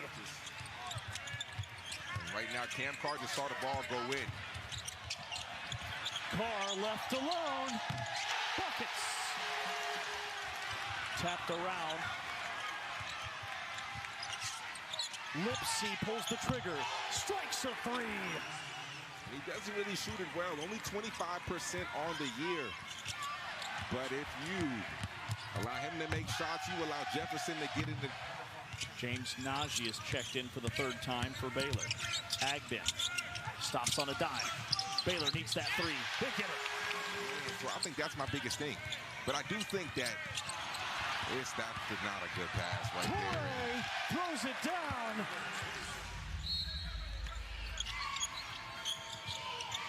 Heisey, baseballs ahead. Lipsy like a receiver, drops it in. Was that a dunk? I don't know if I've ever seen Taylor Lipsy get up that high. Was that? Are we counting that as a dunk or no? A pass, a catch. Carr races ahead, throws it up at the buzzer. Iowa State wins it. A 10-point win on the road in this league does not come easy. And the Cyclones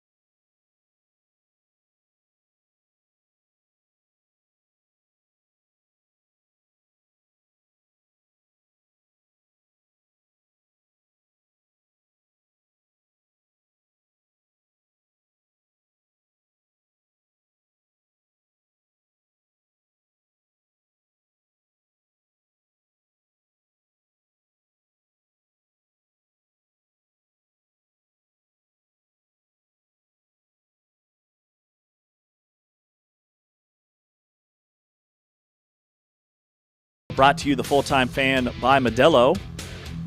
Exclusively on TuneIn on the audio side, Big 12 Studios on the video side. We welcome in Dr. Evan Miyakawa, evanmiya.com, our college basketball analytics insider. Hey, Evan, good to talk to you again. Glad to be here, guys. And, we're really getting into the thick of college basketball season with conference play fully underway, and I'm excited to dig into it. Yeah, things definitely heat up this time of year. So when it comes to the Big 12, what do your models say about who's at the top of the league, like the top 3 or 4 teams, and in what order? I would say right now, according to my analytics at evanmiya.com, there are 3 very clear tiers at the top of the Big 12. You have the Big 2 right now, which is Arizona and Iowa State. I have them ranked first and second in the conference. Arizona clocks in at second nationally overall. Iowa State right behind them at third.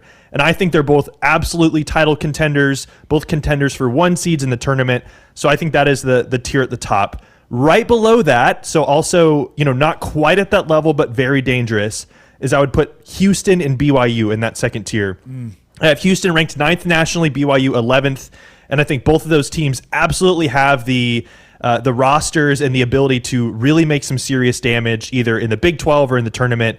And then after that, the next 2 teams I have are Kansas at 18th nationally and Texas Tech at 22nd. Both of these teams are teams that should hopefully comfortably get in the tournament, won't necessarily be probably vying for a Big 12 title, but could be very dangerous in the postseason. Both have some very talented rosters, a lot of hype coming into them for them the preseason, with some ups and downs during the year so far, but very capable of making some noise. So that would be my clear sort of top 6 teams in 3 tiers: Arizona, Iowa State, then Houston, BYU, and then Kansas, Texas Tech. Always fun to catch up with our buddy Evan Miyakawa, Evan Miya. Check out his great work and the website that he has with his analytics. Evan, curious for your thoughts on where the Big 12 is as a conference in the conference hierarchy. Is it number 1? Is it number 2? Is it number 3?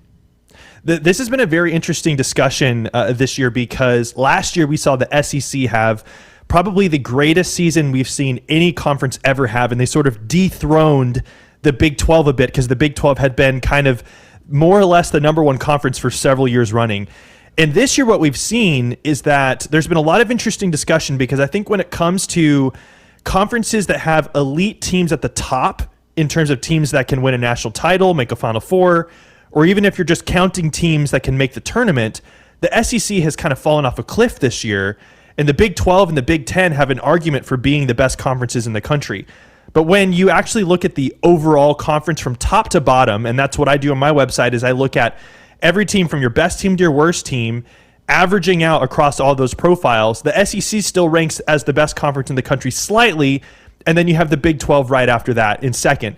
But I would make the argument that I think the Big 12 has a much, much higher chance of being kind of the premier conference when it comes to the March Madness and the tournament, because the SEC doesn't really have any teams anywhere near as established as Arizona and Iowa State, as I mentioned, nor kind of in that second tier of Final Four caliber teams. The SEC is really good at the bottom. Like, they don't have any really, really bad stinker teams like the Big 12 does in, say, Utah and Arizona State. But in terms of like what conference is really going to matter most in the postseason, I think there's an argument that it could be the Big 12. Evan, I love that you rank the top 10 players on a regular basis. And if you could go a little bit into how you do that, because you have Iowa State's Joshua Jefferson as the 4th best player in the country. And we just did like our early season all Big 12 teams, and we both said he's the most underrated player in America. I would absolutely agree with that. I mean, I think he should be a first-team All-American right now. But I think coming into this season, that was not the expectation. Tamin Lipsey was probably the most well-known player on this team. He's been a really good point guard for several years for Iowa State. And then you have Milan Momcilovic, who's a sharpshooter and really exciting to watch. But Joshua Jefferson has been the one who has been just absolutely dominant in all phases of the game. And like you said, he's pretty underrated, because he's not necessarily going to score 23 points per game like what we're seeing from Duke's Cameron Boozer. He's not necessarily going to be the most athletic, flashy player, but he is doing everything you want from this team. So what I do on my site when it comes to rating players is I have a metric called Bayesian performance rating. And basically it's an all-in-one metric that values how important you are to your team, and then overall on the court on offense and defense. It looks at your individual stats in terms of how good they are, how efficient you are. but it also equally looks at what is your impact on team performance when you're on the court. If you have a player who's really valuable, a winning player, that's going to lead to better performance for the team on the floor. When you take all of that into account, right now, Joshua Jefferson, I have him ranked as the 4th best player in the entire country, according to BPR. Wow. That's behind Cameron Boozer, who's been by far the best player in the country this year at Duke. Yaxel Lendeborg, who has been the standout player for Michigan, and Michigan has been utterly dominant. And then I have Braden Smith, the point guard for Purdue, who's having an outstanding year again. Will probably break the all-time the NCAA assist record this year. I have him at 3rd. And then Joshua Jefferson is at 4th. And then if you want to go down to that 5th spot, AJ DeBonsa for BYU is 5th. So the Big 12 has 2 of the top 5 guys in the country, but I'm absolutely right with you. Joshua Jefferson, I think people who are really glued in on college basketball on a nightly basis do understand how important he is. But I think the general national audience at large who's going to be tuning in more to college basketball this time of year, they don't really know what he's doing yet. Yeah, great point. I'm curious and I love to ask this kind of at this part of the year, if you've seen or found some interesting trends in maybe last year or the year before in terms of postseason success. Like what are indicators in the regular season of postseason success, Evan? I think one of the interesting things when it comes to I kind of break teams down into 2 different categories when talking about postseason success. One is, can you make noise in the tournament? Will you win a game or 2?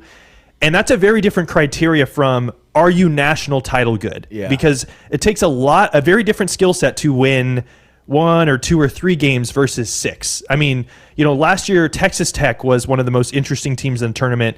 They almost made a Final Four, but they only won 3 games. That's only half of the way there. So when we're talking about those 2 things, I think when it comes to title contenders, one of the things I think is one of the very, very crucial is consistency on a night in and night out basis. Are your performances consistently elite? Because if you're a 1 or a 2 or 3 seed and you're at risk of having some nights when you're awesome, great, but then you also really struggle, that means it's going to be much harder for you to win 6 games. And so when I look at teams in the Big 12 when it comes to that, one of the things that you can see on my website if you go to the team ratings page is I have these little emojis next to some teams that indicate certain things about their style. And I have a little lock icon next to Arizona, which basically means they are one of the most consistent teams in the country from night to night. Their performances are always about the same, and that same level is awesome. They rarely wilt under pressure. I mean, we've seen that throughout this season. I don't know if there's a team I trust more when it comes to closing out games in all sorts of environments than Arizona. So that ingredient of their consistency, I think, should bode very well for them, and that's something that any team that's vying for a national title wants to have. Now, you also have the volatile emoji next to Texas Tech, who's currently ranked number 22 in your rankings. So walk us through that. Absolutely. Texas Tech is on the other side of this coin. That might not be a bad thing for them if they're getting in the tournament as a 4 through 7 seed, because sometimes if you're a bit volatile, what that means is you have the ability to beat a really good team on a given night. We saw that earlier this season with them knocking off Duke in a game that they absolutely had no business winning whatsoever because of their foul trouble in that game. And Duke is one of the best teams in the country. But then equally, we've had some from games from Texas Tech where they got blown out by Purdue by 30 or something like that. And so they've had a bit of a struggle having that consistency from game to game. And if I were to point to one issue with them, it's something identified with Texas Tech early in the season. I think it's reared its ugly head so far this year. Outside of their top 2 players in Christian Anderson and JT Toppin, and if you want to throw Lawan Watson there as a third, there's really not a lot of depth on this team. There's several really, really good players, but when you get down to your 7th, 8th, 9th best guy, they really struggle to get meaningful minutes. And then if you're having games where you have guys in foul trouble or injury trouble, that is a massive, massive swing from their best to their worst that we can see in games. So that'll have to be something we'll monitor with Texas Tech going forward. How often do you adjust your models? Is that something you kind of evaluate in the off season? Just kind of curious for your overall approach in your models. Yeah, I'm typically taking notes during the season of new things that I can change or upgrade or add based on things I'm seeing, and I usually then will kind of overhaul those things during the off season because it's a lot of work to kind of make those changes, and I always want to be very meticulous and accurate with the way I implement those. So usually it's an off season task for me. Evan, how did your rankings hold up in the NCAA tournament this past year? Well, I think the top 4 teams I had going into the tournament were the 4 1 seeds, which, again, is not a huge surprise because those were the 4 best teams in college basketball. But I think something we saw coming into the tournament last year, and we will see if this trend holds this year, is that there was just a really big gap between the top teams in the country. There was a very clear top 5, 6, or 7 teams going into the tournament, and I felt very comfortable saying it's going to be one of those teams winning the title. And we ended up getting the 4 best teams in the Final Four.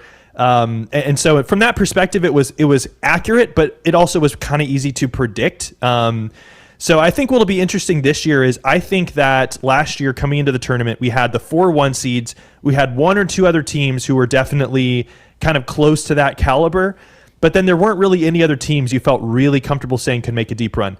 This year, I think we have a very excellent crop nationally of title contenders who are going to be 1 seeds, but I also equally think that there's another group of maybe 5 to 7 teams who will be in that 2 to 4 seed range who all are really dangerous and could knock off any of those teams. And I don't think that's any slight on those top teams. I just think the top 10 or so teams in college basketball this year are all really, really good. And so I'm very excited to see how that plays out. Talking with Dr. Evan Miyakawa from evanmiya.com. Does great work. Always fun to visit with Evan, and he's been a constant on our show here talking through all of these things. Who's the most underrated team in the Big 12 right now? Ooh, good question. I think the most underrated team in the Big 12, this is kind of weird to say. Kansas might be my answer here. And this is a little bit interesting because Kansas has been in the headlines for all of the wrong reasons so far this season, with Darren Peterson being in and out and in and out. And I think the casual viewer, and this has kind of been my experience so far, is kind of getting a little bit tired of tracking, is Peterson healthy? Is he not healthy? Is he playing? Is he not playing? Is the team even better when he's playing? Is it better when he's not playing? And so for that reason, I think you might just be able to say, okay, they're due for making the tournament, maybe winning 1 game and then bowing out. But the fact that they have played a majority of their season without Darren Peterson and some of the results that they've been able to have, and the fact that without Darren Peterson being healthy, and even when he's in and out, you've got to imagine that has some sort of effect on the locker room and the chemistry and the focus of that team. They're still ranked as a top 20 team in the nation all the way up to this point with all of this stuff going on.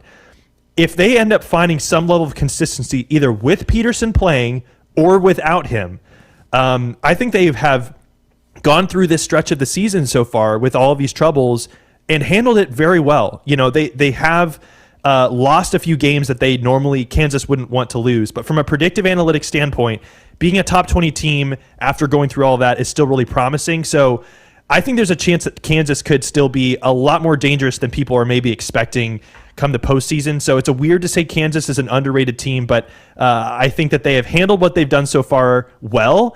And so if they can find some more consistency in terms of what they're doing from a personnel standpoint, they could be pretty dangerous. You know, it's really interesting, too, Evan, how the Darren Peterson situation sort of skews your numbers. Maybe not skews, for lack of a better way to put it, but I'm sure the Darren Peterson situation has to confuse your models a little bit. Yeah, I mean, one thing I do with all of my models is I do make adjustments for players who are injured. So if Kansas or another team is missing a star player, all predictions for that team, if you go to their game predictions, you would see how that's kind of adjusted for those injuries, and you can even see where they rank nationally if you account for those injuries.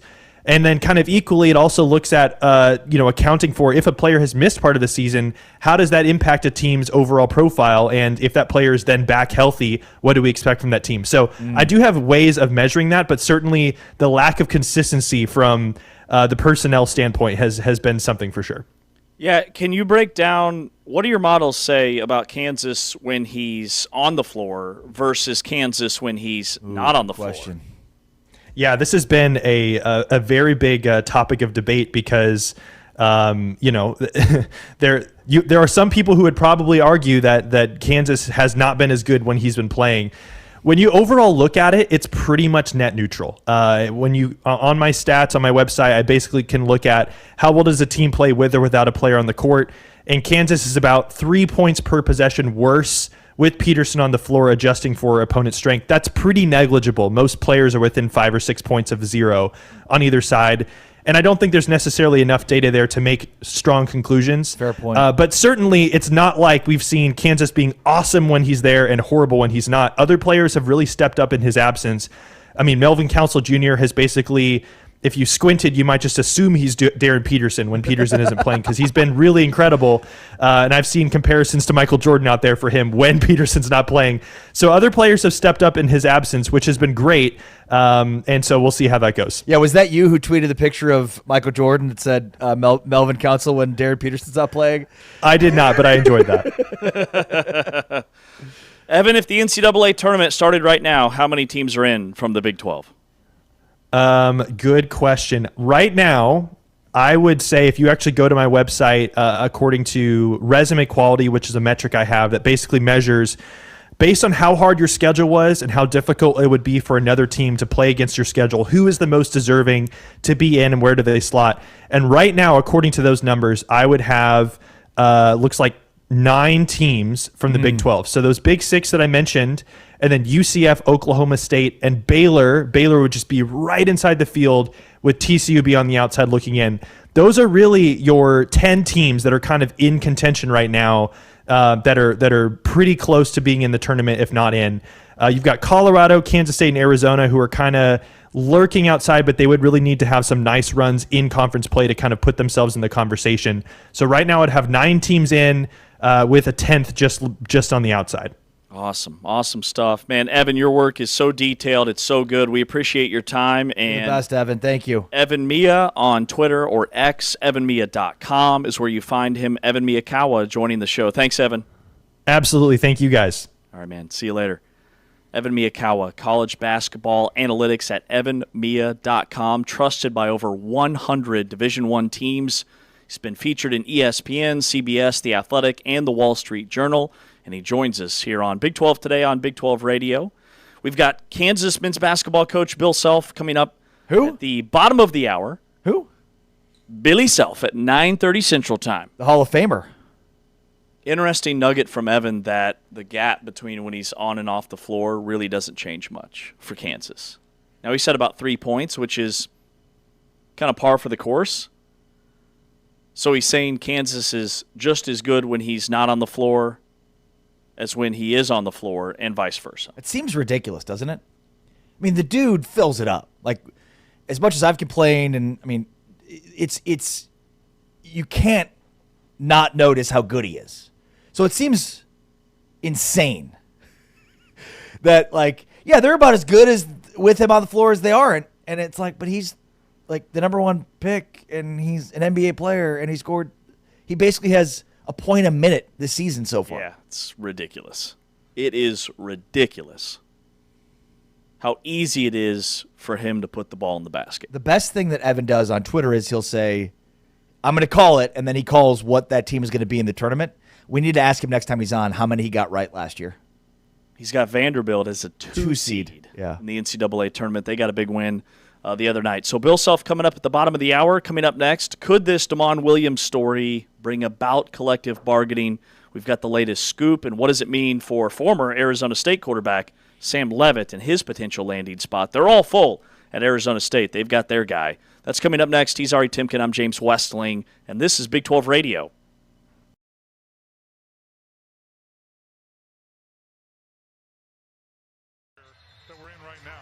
Question. Dak is jumping it up for the University of Colorado. There's the toss and the tip, and it is won by Colorado. Picked up by Elijah Malone, a spin move, and a layup. Colorado in transition. Hargress, stop and go. Left of the circle, bounces. Deep post inside, Malone over his head. Defender McHenry was on his back. That's a definition of a steal right there in the game for offensive rebounding and second chance points. The drive by Brown to the rim. Nice knifing play. And his running mates got 10 points, but Brown comes back in. Hargress orchestrates for Colorado. McKayla. Wide open Johnson for 3 from downtown. 23 points of the 31 combined by Brown and McKinley. Ronchik down the paint to the rim. Off the window. Count it. Whistle and a foul on a backpedaling Josh Hayes. Malone has got the rebound. Lobs it up to Dak. Makes the catch. Hook shot with the right hand is up and good. Up court, Caceres. Wide open right side for three. Way too strong. Offensive rebound to Colorado. Now Dak will try one for the left side. Right between the eyes from downtown. His second three-pointer. He's got 10 for Colorado. Working right wing to McKenzie. Driving. Falling down. Scooping it off the window. Tough shot against the backpedaling defense of James Okonkwo. Ronchik hands off to Johnson. Return pass to Ronchik. Quick move against Dawes. Over the top of the right. Kicks it off the window. He's got 15. And a timeout called by Alex Jensen. And the Buffaloes will make it 4 straight over the Utes of Utah as they take the first meeting of 2 this season. In the Rumble of the Rockies, 85-73. The Buffaloes are 2-0 in the Big 12, 12-3.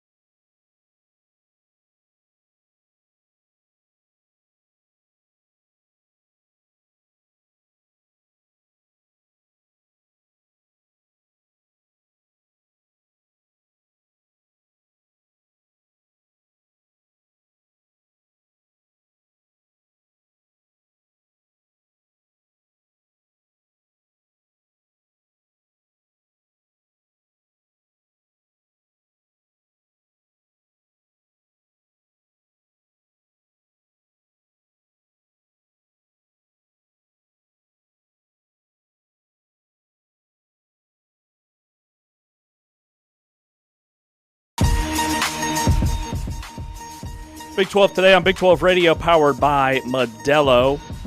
Heard exclusively on TuneIn. Our Big 12 men's basketball game of the week on Saturday is Arizona at TCU. That's not at all distracting. Please keep doing that. He's Ari Timken. I'm James Westling. This is the Big 12 Conference. Don't this be mad is that I've got great moves. A different league. Bill Self is going to join us at the bottom of the hour here in about 20 minutes. Bill Self, the Kansas men's basketball coach. We'll talk about Darren Peterson and all the stuff. But we're drinking we've upgraded. We're drinking our fancy waters now, our carbonated beverages. And you just told Avec me. gas? What? Momchilovich? Do you not speak French? What is this? You say, you go to a restaurant, you say sans gas or avec gas? Okay. With or without? I don't know what any of that means. Clearly not a French speaker. No. But I did come up with the Flying Frenchman, which I'm very proud of. You should be. Anybody that comes from France who can dunk is the Flying Frenchman. Next time you talk to Touré, say, bonjour, je m'appelle James. You know, comment t'appelles-tu? Missed opportunity last night. Huge. But what were you were just telling me during the break that Mineral water, sparkling water. Sparkling water doesn't hydrate? Correct. Is there scientific evidence to support that claim? And I ask because my wife has an addiction to LaCroix. And we buy cases of LaCroix every time we're at the store. I think she drinks anywhere from 6 to 8 a day. And she claims that she's uber hydrated, but she's always complaining about not feeling hydrated. But she's drinking all these LaCroix. What's the deal? What's the deal over there? So I might be wrong, actually, James. I've never been more shocked in my life. Because I feel like I've looked this up before, which is why I had to question you live. Well, I looked it up. At one point, it said no, and now ChatGPT is saying yes. Carbonation, because I always thought carbonation made it so it wasn't. It's the that gas. I mean, it feels that way. Like, I don't like these carbonated beverages. According Feels to like ChatGPT, I swallowed a balloon. Sparkling water hydrates just like regular water. Carbonation does not reduce the body's ability to absorb water. Multiple hydration studies show that the presence of CO2 bubbles doesn't meaningfully change how quickly fluid enters the bloodstream or how effectively it replaces lost fluids. Not all sparkling waters are created equal, though, James. Added sodium, common in some mineral waters, can slightly change hydration efficiency. Sweetened flavor sparkling beverages, sodas, energy drinks, tonic water, not the same. Just drink water. That's all I'm saying. So what does it say about LaCroix? You sounded so confident during the break. Because I was. I wasn't questioning you. I was thinking in my head, well, that makes sense. That makes sense. Ari said it. It must make Ari sense. said it. It checks out. Where's Have you the learned nothing science? about me in almost 2 years? What carbonation does and doesn't do, it does not dehydrate you, but it also does not cancel hydration. So it might make you feel fuller, which she's always complaining about not feeling good. I'm saying you're drinking 8 LaCroix a day. That's the problem. Let's dial that back, and I think your body will feel better. We're getting good variety too in our sparkling water brands here. We've got I've got some Maison Perrier. You've got the Italian version. Come on, go, don't be shy, James. What do I got here? San Pellegrino. Is that how you say that? Pellegrino? Bro, do you have sparkling water? No, I don't. I'm drinking this because it's all we have. It's all we have. By the way, according to Pete Thamel, Arizona State tailback Raleek Brown is committed to Texas. Yeah, that's what it looked like. But Arizona State just picked up the number 4 receiver in the transfer portal, this kid from Boston College, to pair with Omarion Miller. They've got their quarterback from Kentucky. He's a dude. Kenny Dillingham's cleaning up in the portal quietly doing it. One thing I'm not concerned about with Arizona State is the running back position. It's now back-to-back years, 2 different backs, elite running backs. It in some ways resembles the NFL to where, instead of paying your guy, go and find somebody in the draft that you can replace them with. I mean, the production may not be the exact same apples to apples, but there will be enough production there that it wouldn't be too much of a drop-off. And I feel like that's the case with Kenny Dillingham's offense at Arizona State. Mm-hmm. They do have a commitment, a running back from Villanova, who is one of the best rushers in FCS. If there's one place where that will translate, it's Arizona State because of their blocking scheme and everything they do offensively. The latest 24/7 Sports composite transfer team rankings have Texas Tech at number 3 in the nation. Oklahoma State's at number 2. Penn State is at number 1 because they've taken their entire Iowa State team to Happy Valley. And then you've got Arizona State, who's currently 8th, so they're top 10. Outside of that, other Big 12 schools, Colorado checks in at number 22. Dion has 20 commitments already from the portal. And then Iowa State checks in at number 26. Houston, number 30, and Kansas State, number 32. Just to add some context here, do you remember where Indiana was ranked in the transfer portal rankings last year? Barely in the top 25, right? 25th. 25th. And in 2024? Same thing? 30th. 30th. It's all about the type of guys you get. Also, via SYR Motsag on Twitter, who says, I love Ohio State and hating Michigan. BYU is my spirit animal. The average age of Indiana Hoosiers team is 23 years old. For perspective, the Green Bay Packers' average age of the season is 25 years old. What? So I think you combine those two, right? So they've had 2 consecutive severely underrated transfer portal classes. And, I mean, they want age. They want older guys. The NFL, you want to be young. In college football, you want to be old. And I think Is it a complete straight line? No, but I think it should be certainly something that you need to account for in the portal. I think there are teams that take certain approaches in the portal, and it could be look for former 4 stars or 5 stars that maybe haven't gotten the playing time. I think there are certain criteria. Joey McGuire looks at production. It's a big part of it. Like, have you played and produced? I'd rather have a guy come from a lesser school that's played and produced versus a guy that comes from a bigger school that hasn't played or produced. Because now I know what to expect because I've seen them on the field. And I think like age and experience are 2 things that should matter greatly when it comes to the portal. Don't look at their gradings are important to know. I'm not trying to say don't diminish them entirely, but like look at the whole picture here. Because I think as a fan, and I mean, beyond just analyzing this stuff, I'm a fan of Kansas football, right? And so when I see this guy, Kansas added this guy, it's like, cool. Like, where's he from? What are his measurables? Yeah. Like, what has he produced? So, like, I think we're as fans and even analysts sort of at a loss for how to evaluate this. It's really easy for so long in college football to be like, they've got this 4-star, this 5-star. And this is how he's being evaluated by the systems, right? Or he's a 3-star, but he's a high. But now it's like, well, he's a 3-star in the portal, but it feels like those evaluations have been farther off than some of our evaluations have been when it comes to freshmen. Definitely. And so I think we have to know what to look for. And to me, sometimes it's just as simple as like, get the dude that's played that's older. Yeah. I don't care where he's coming from. If he's been on the field at the FCS at Villanova, he's played for 2 or 3 years, and he's produced, like chances are he's going to do that at this level too. Maybe not at the same degree, but chances are he will. And by the way, chances are he's got a better offensive line than he at Arizona State than he does at Villanova. Yeah. Because when it comes to the way these guys are starred and their transfer portal rating, overwhelmingly, there are more 3-stars than 4 and 5 combined. You know how many 5-stars have committed right now in the portal? Total, collectively, across the entire country? Committed? Yeah, committed. Was Sorsby a 5? Yes.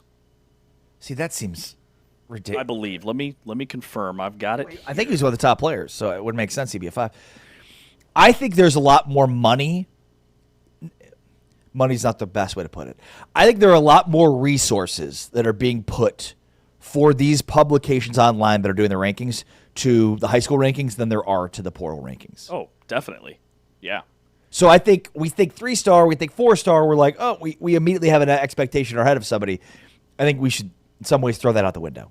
If this is not to diminish Brendan Sorsby. Almost everybody's a 3-star too. Sorry, go ahead. Basically, meaning like we don't really know. We think he's pretty good. Exactly. Exactly. We don't want to look foolish when this guy plays really well. So let's just give him a 3-star. That's exactly it. Like Sorsby's really good, but is he a 5-star? 2 stars it's not even a category. You're either a 3, a 4, or a 5. I mean, Cam, what's his name? The receiver from Auburn who is Cam Coleman. Cam Coleman's a 5. Like that guy's a 5-star. Yeah. He is a legitimate NFL player at wide receiver. He's a 5-star. That makes sense to me. Like there's not even that many 4-stars. No.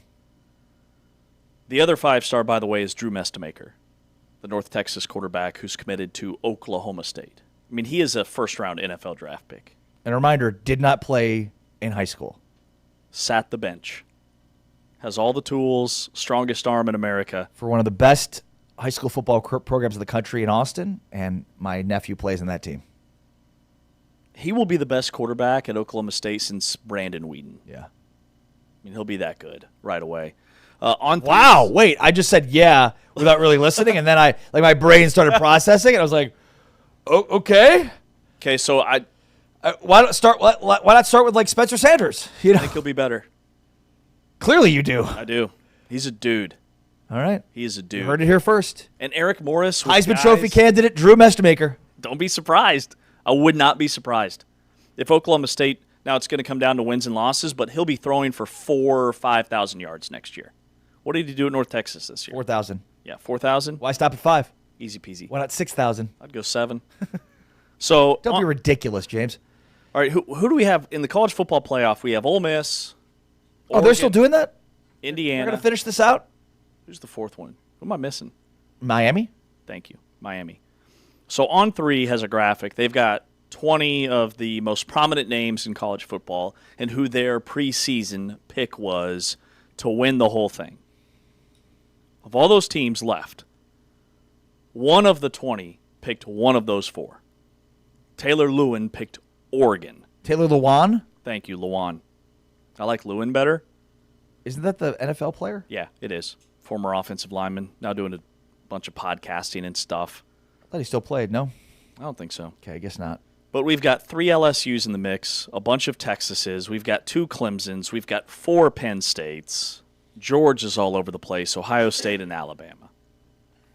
No Indiana. 1 Oregon, no Ole Miss. No Miami. Is this a one-off? I think the winner of the Peach Bowl is going to win the national title. Which one's that? Oregon and Indiana. Game that Texas Tech would have been playing in. Now, I've been wrong the entire playoff, so take that with a grain of salt. But my belief is the winner of the Oregon-Indiana game will win it all. Is that what you were asking? Kind of, yeah. I mean, I did want your pick. We can pick these games officially tomorrow. What are the lines? Do you know? Anybody? Lines going once? Yeah, Lines going twice? I've got them, of course. Lines going 3 times. Go ahead and open them up. Let me ask you this. What do you think the lines are? Who do you think's favored? All right, I'm going to say that Indiana's favored over By the way, there's Oregon. a game tonight. Breaking news. The Fiesta Bowl is tonight. Like, as in Thursday night. Who's playing in that? Well, the 2 teams that are in it that are not Indiana and Oregon. Wait. One of the college football playoff games is tonight. I don't believe you. Dude, it's a Thirsty Thursday. Get the football. Think about this football weekend we've got that starts tonight. We've got Miami Ole Miss tonight in the Fiesta Bowl. Tomorrow night we've got the because they wanted to avoid the NFL. Yeah, I see that. Which it makes sense. We've got football. In my brain, I didn't even consider there would be a game tonight. Why would you? College football is played on Saturdays. I'm so in, the most important games of the season. Right. Yeah, it's kind of ridiculous. By the way, Miami's a 3-point favorite in tonight's Miami's favored over Ole Miss? Miami is, well, I don't know if you know this, Ole Miss's coach is gone. A bunch of assistants are gone.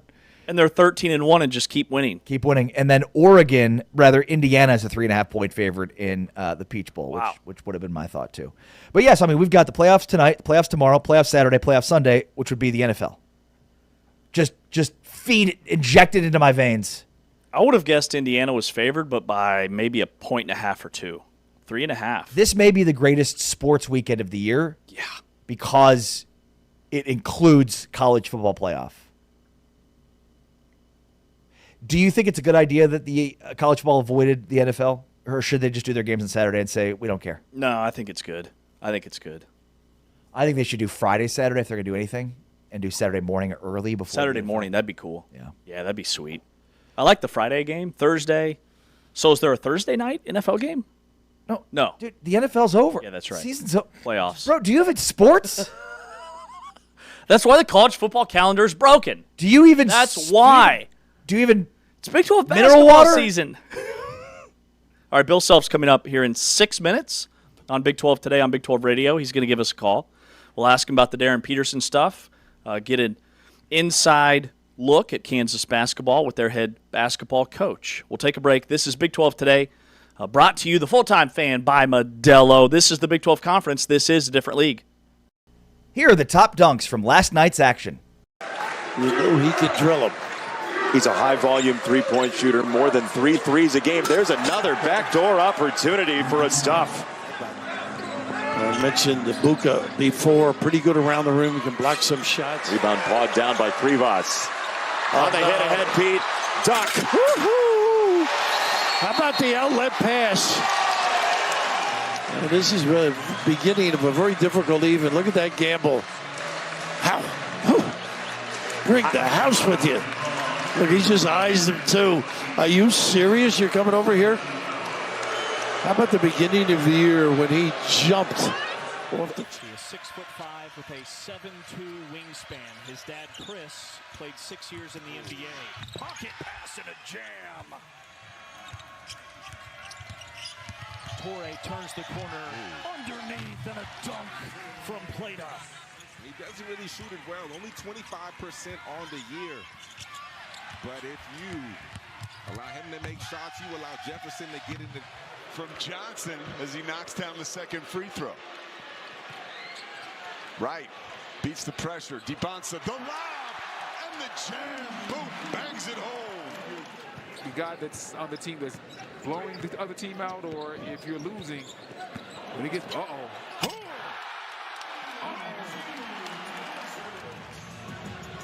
AJ coming down the lane, throwing it down, windmill. Buffaloes on top by 6.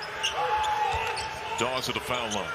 Right side, the try by Howard to the rim, and a two-hand flush by Howard. And then here goes baseline. No one steps in there. That's just not good defense on both ends. One of them was only at 12 since they haven't turned the ball away to 5 out of 12. There's a quick pass inside the Dawes. Nobody home defensively, and the flush down low by number 8.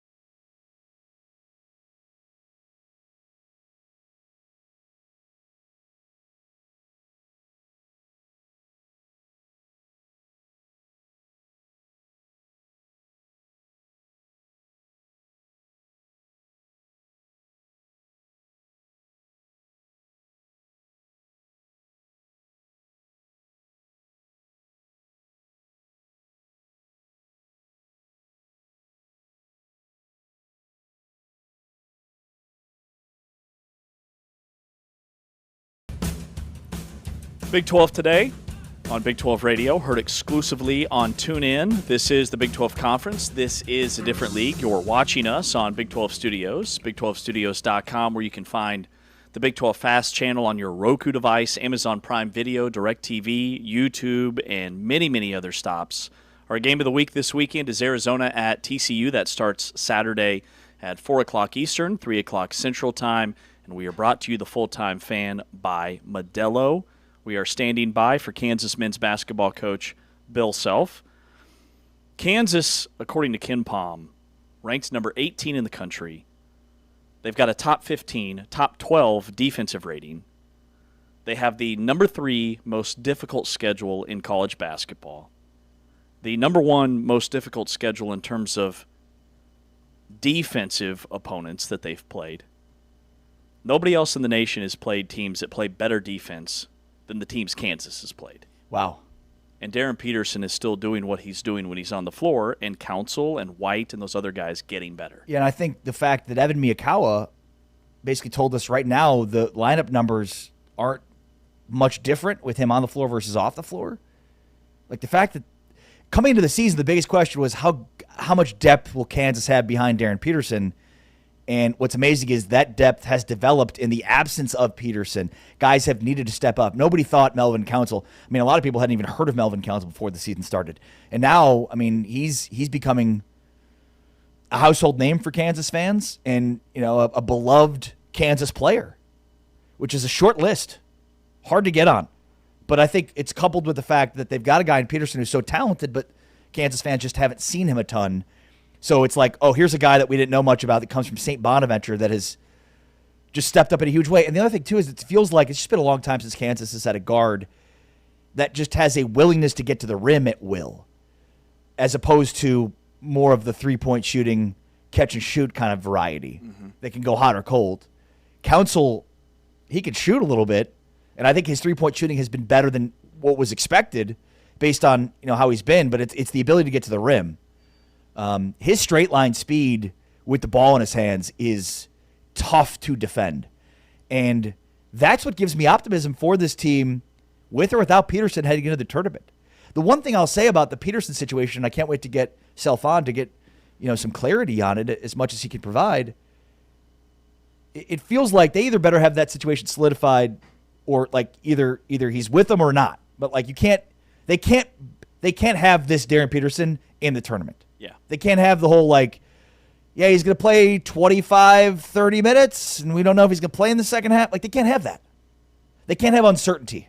It's either he is or he's not. They have 2 months to figure it out. The NCAA tournament would start 2 months from next week.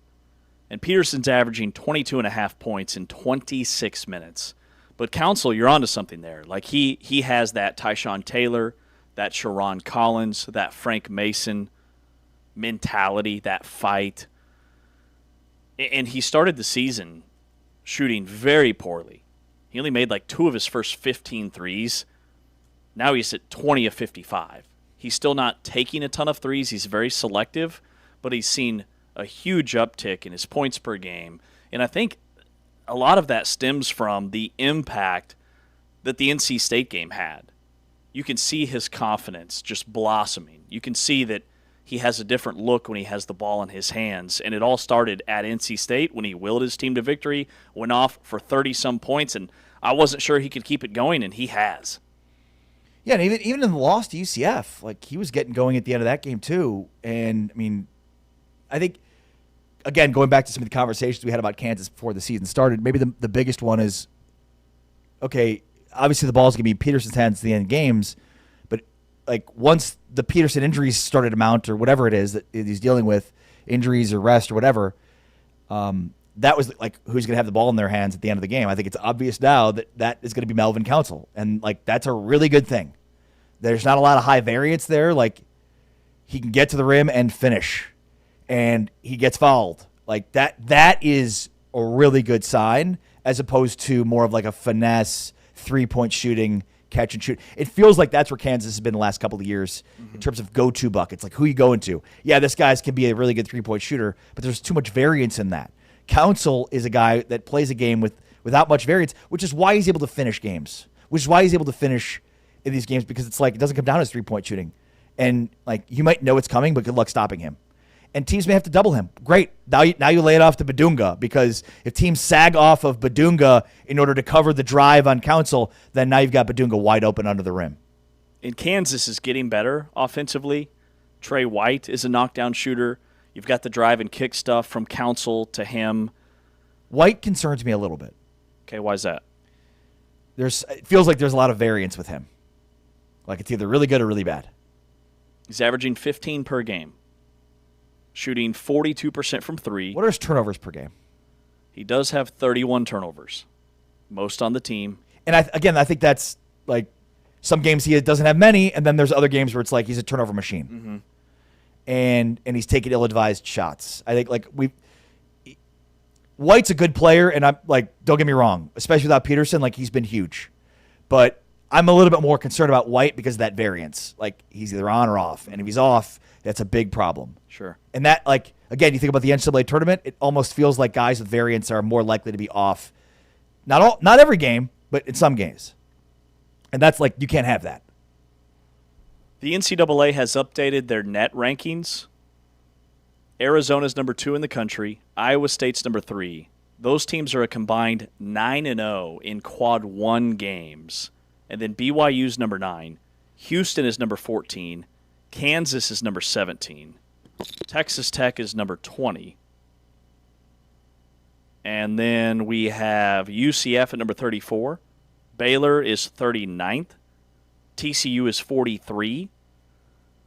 So all of those teams would be on the bubble right now. And then kind of in no man's land, like 65 through 71, Kansas State is still 65. Oklahoma State is 66. Colorado is 71. All three of those teams still in a position to be tournament teams, even Kansas State, who's 65 in the net because they have a quad 1 win and they're 3-1 in quad 2.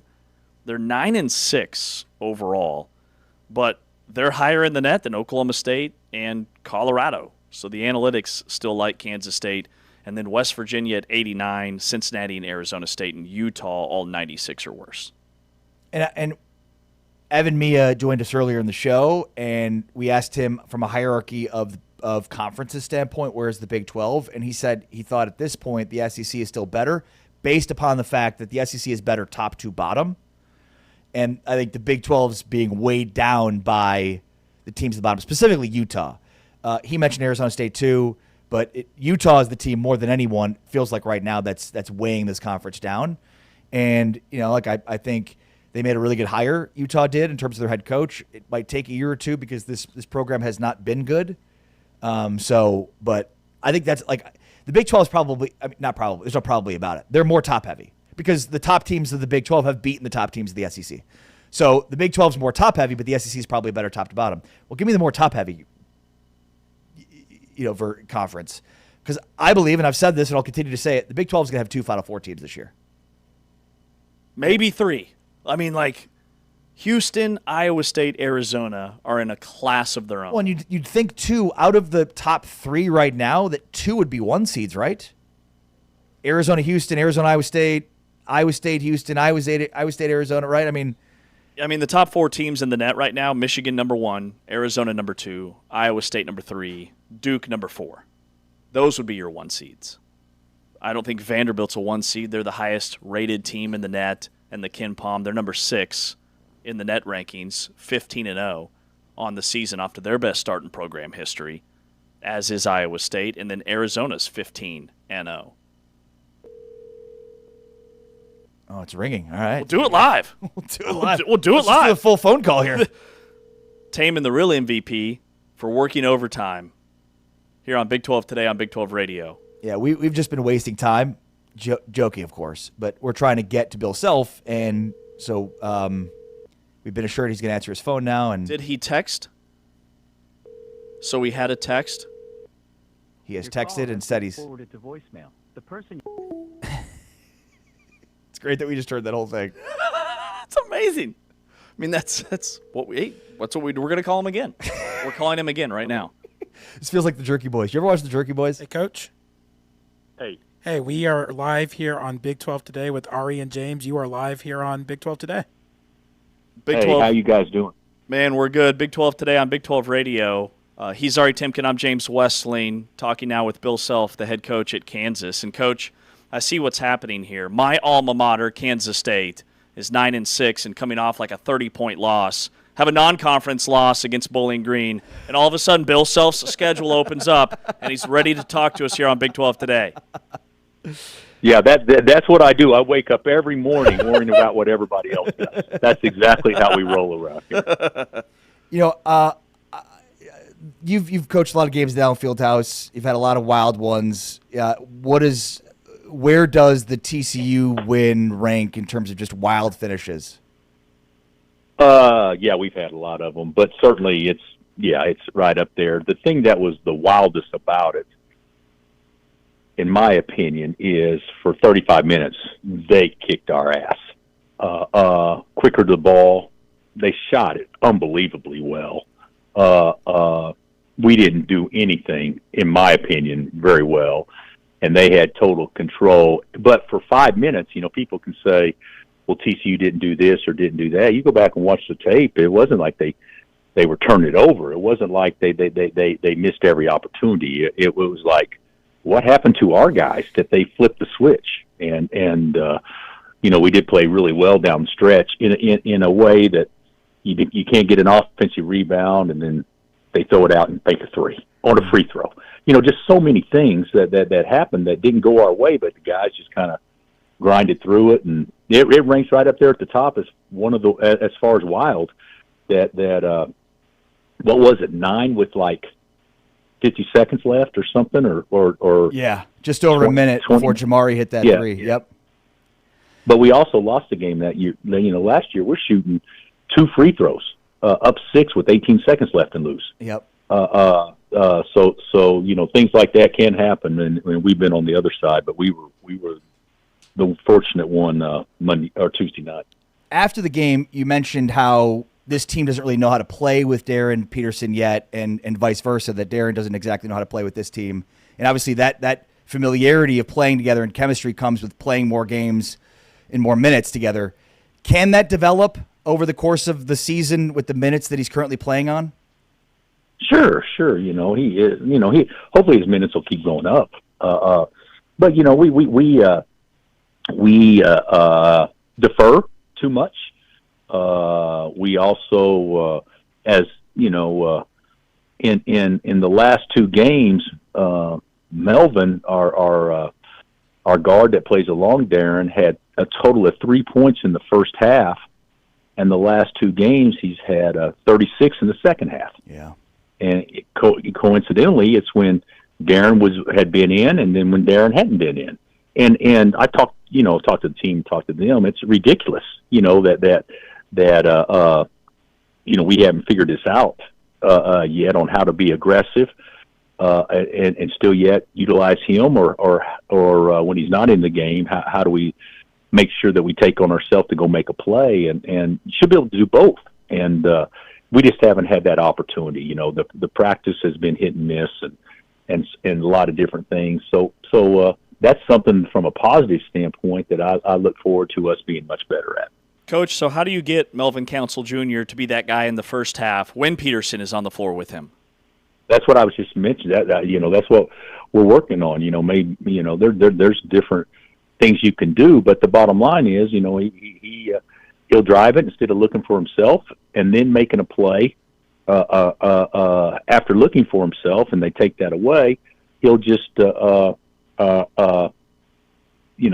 to Darren and then let Darren, watch him go make a play or whatever. We got to have both. And Melvin's never been the top dog, even the other places he's been. So, we're asking him to kind of look at the game a little differently than maybe what he ever has in the past.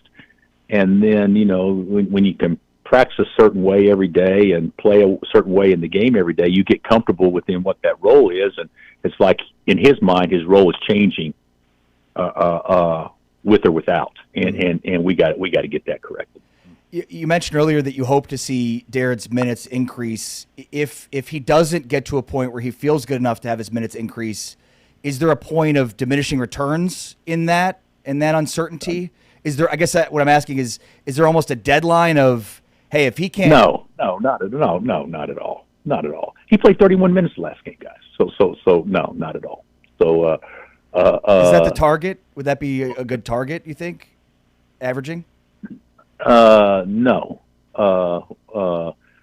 Guys, it's cramps, and he's got to be able to work through that stuff, and he will eventually as we're able to address more on how to help him do that. But no, I don't have a number in my mind whatsoever. When he's healthy, he can play 40 if we want him to. Of course, he won't, but we're not at that point yet, though. So we'll handle it as we can as we go. But looking at the big picture, I don't think in the early January you say, well, this is how it's going to be. I mean, we still got 16 more games in the league and a postseason to play. So absolutely not. Yeah.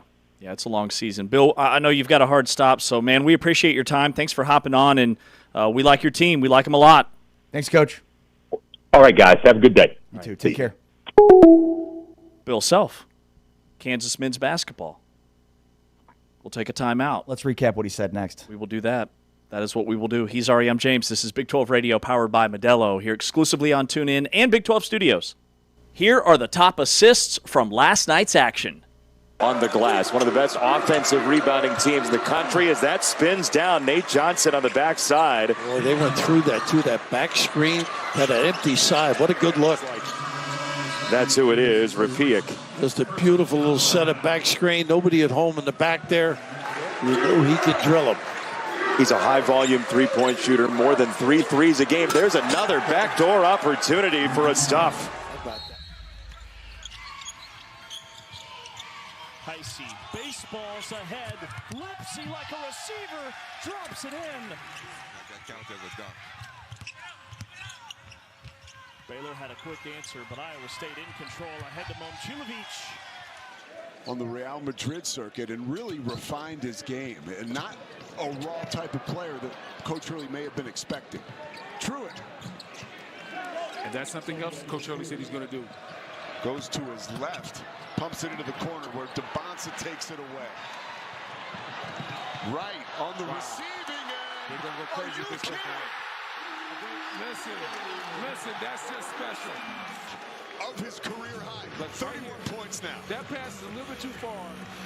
Right, catch it. Right has excellent hands. The behind the back pass. Wow. What a play. Now that's big time. Not a lot of ball movement for Colorado right now. McKayla posting. Spins against Doss. Lost it. Turnover. Sanders with it. Up court. Drives into the paint. Bounces off. Brown reverse layup. And it's 25-23. Has been outstanding. Brown and McHenry. Really nice pass there on the break. A nice finish from the weak. Barrington Hargress has 7 for Colorado. Lava down low. Touch pass to Brown to the rim. Nice offense.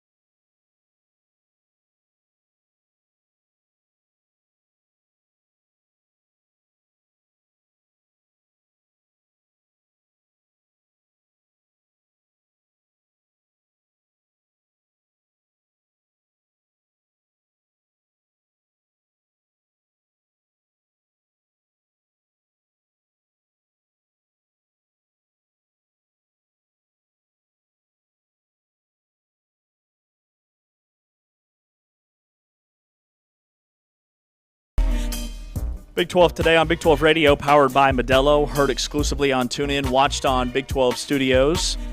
Just had Bill Self, the head coach at Kansas.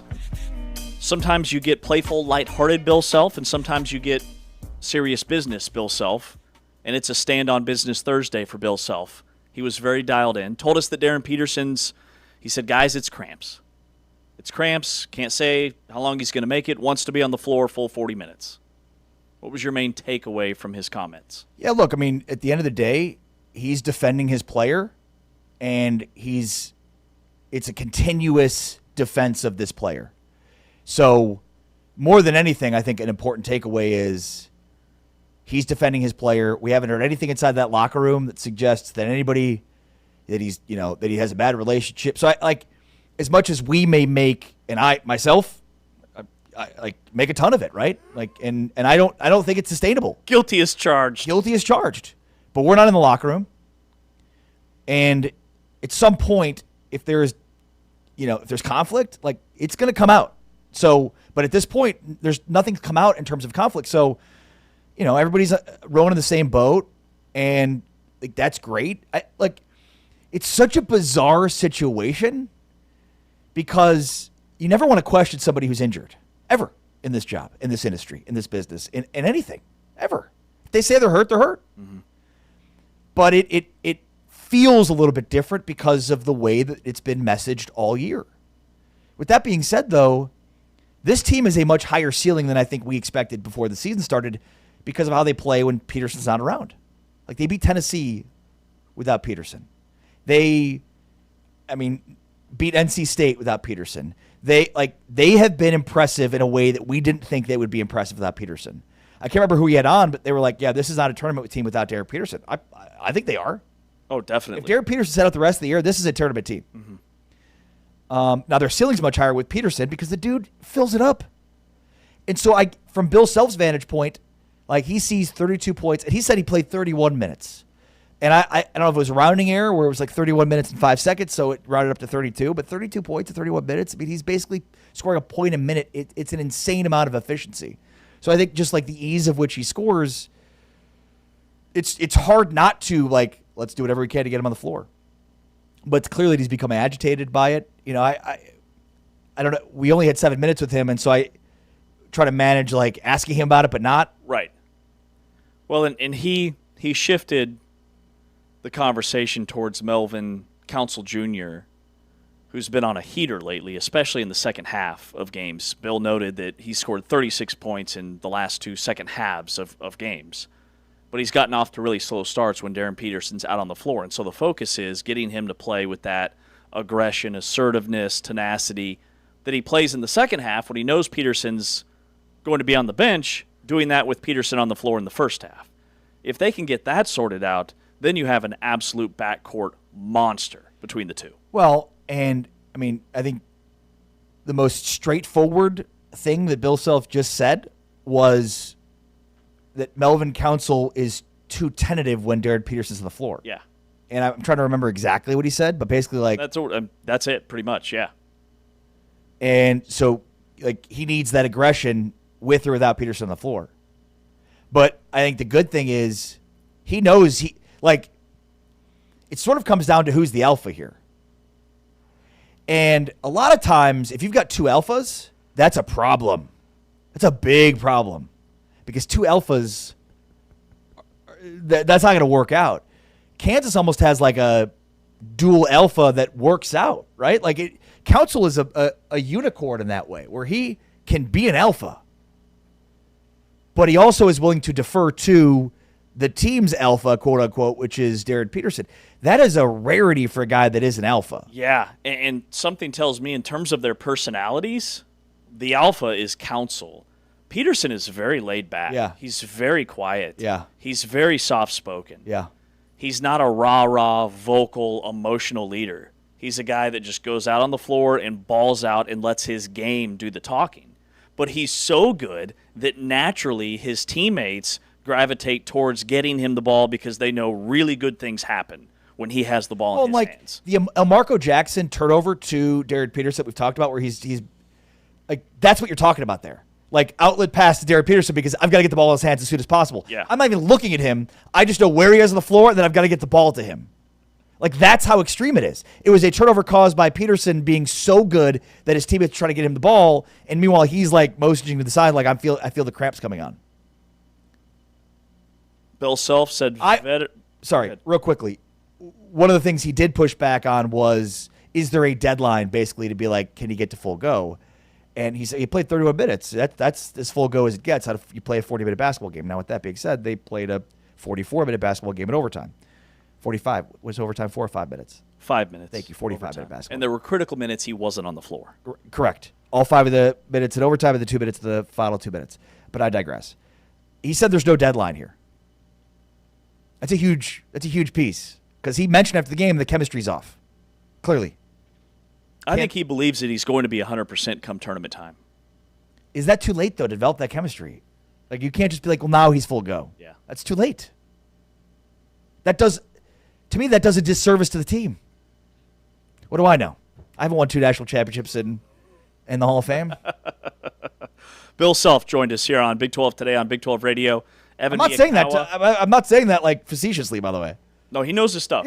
He knows what he's doing. They're going to be fine. Dr. Evan Miyakawa was on the show. Chris Level joined us in the first hour. This is Big 12 Today on Big 12 Radio. If you missed our conversation with Bill Self, you can find it later today on Apple Podcasts, Spotify, TuneIn On Demand. You can always watch us anytime here on YouTube, on Big 12 Studios. We'll be back tomorrow for a Friday edition. Quickly, who's your pick, Ole Miss or Miami tonight? Ole Miss because I want it so bad. I want Ole Miss so badly, but Miami's going to win. Let's go. Ole Miss. Ole Miss. Rebels. This is Big 12 Today on Big 12 Radio. We're back tomorrow, 8 a.m. sharp Eastern Time, 7 a.m. Central.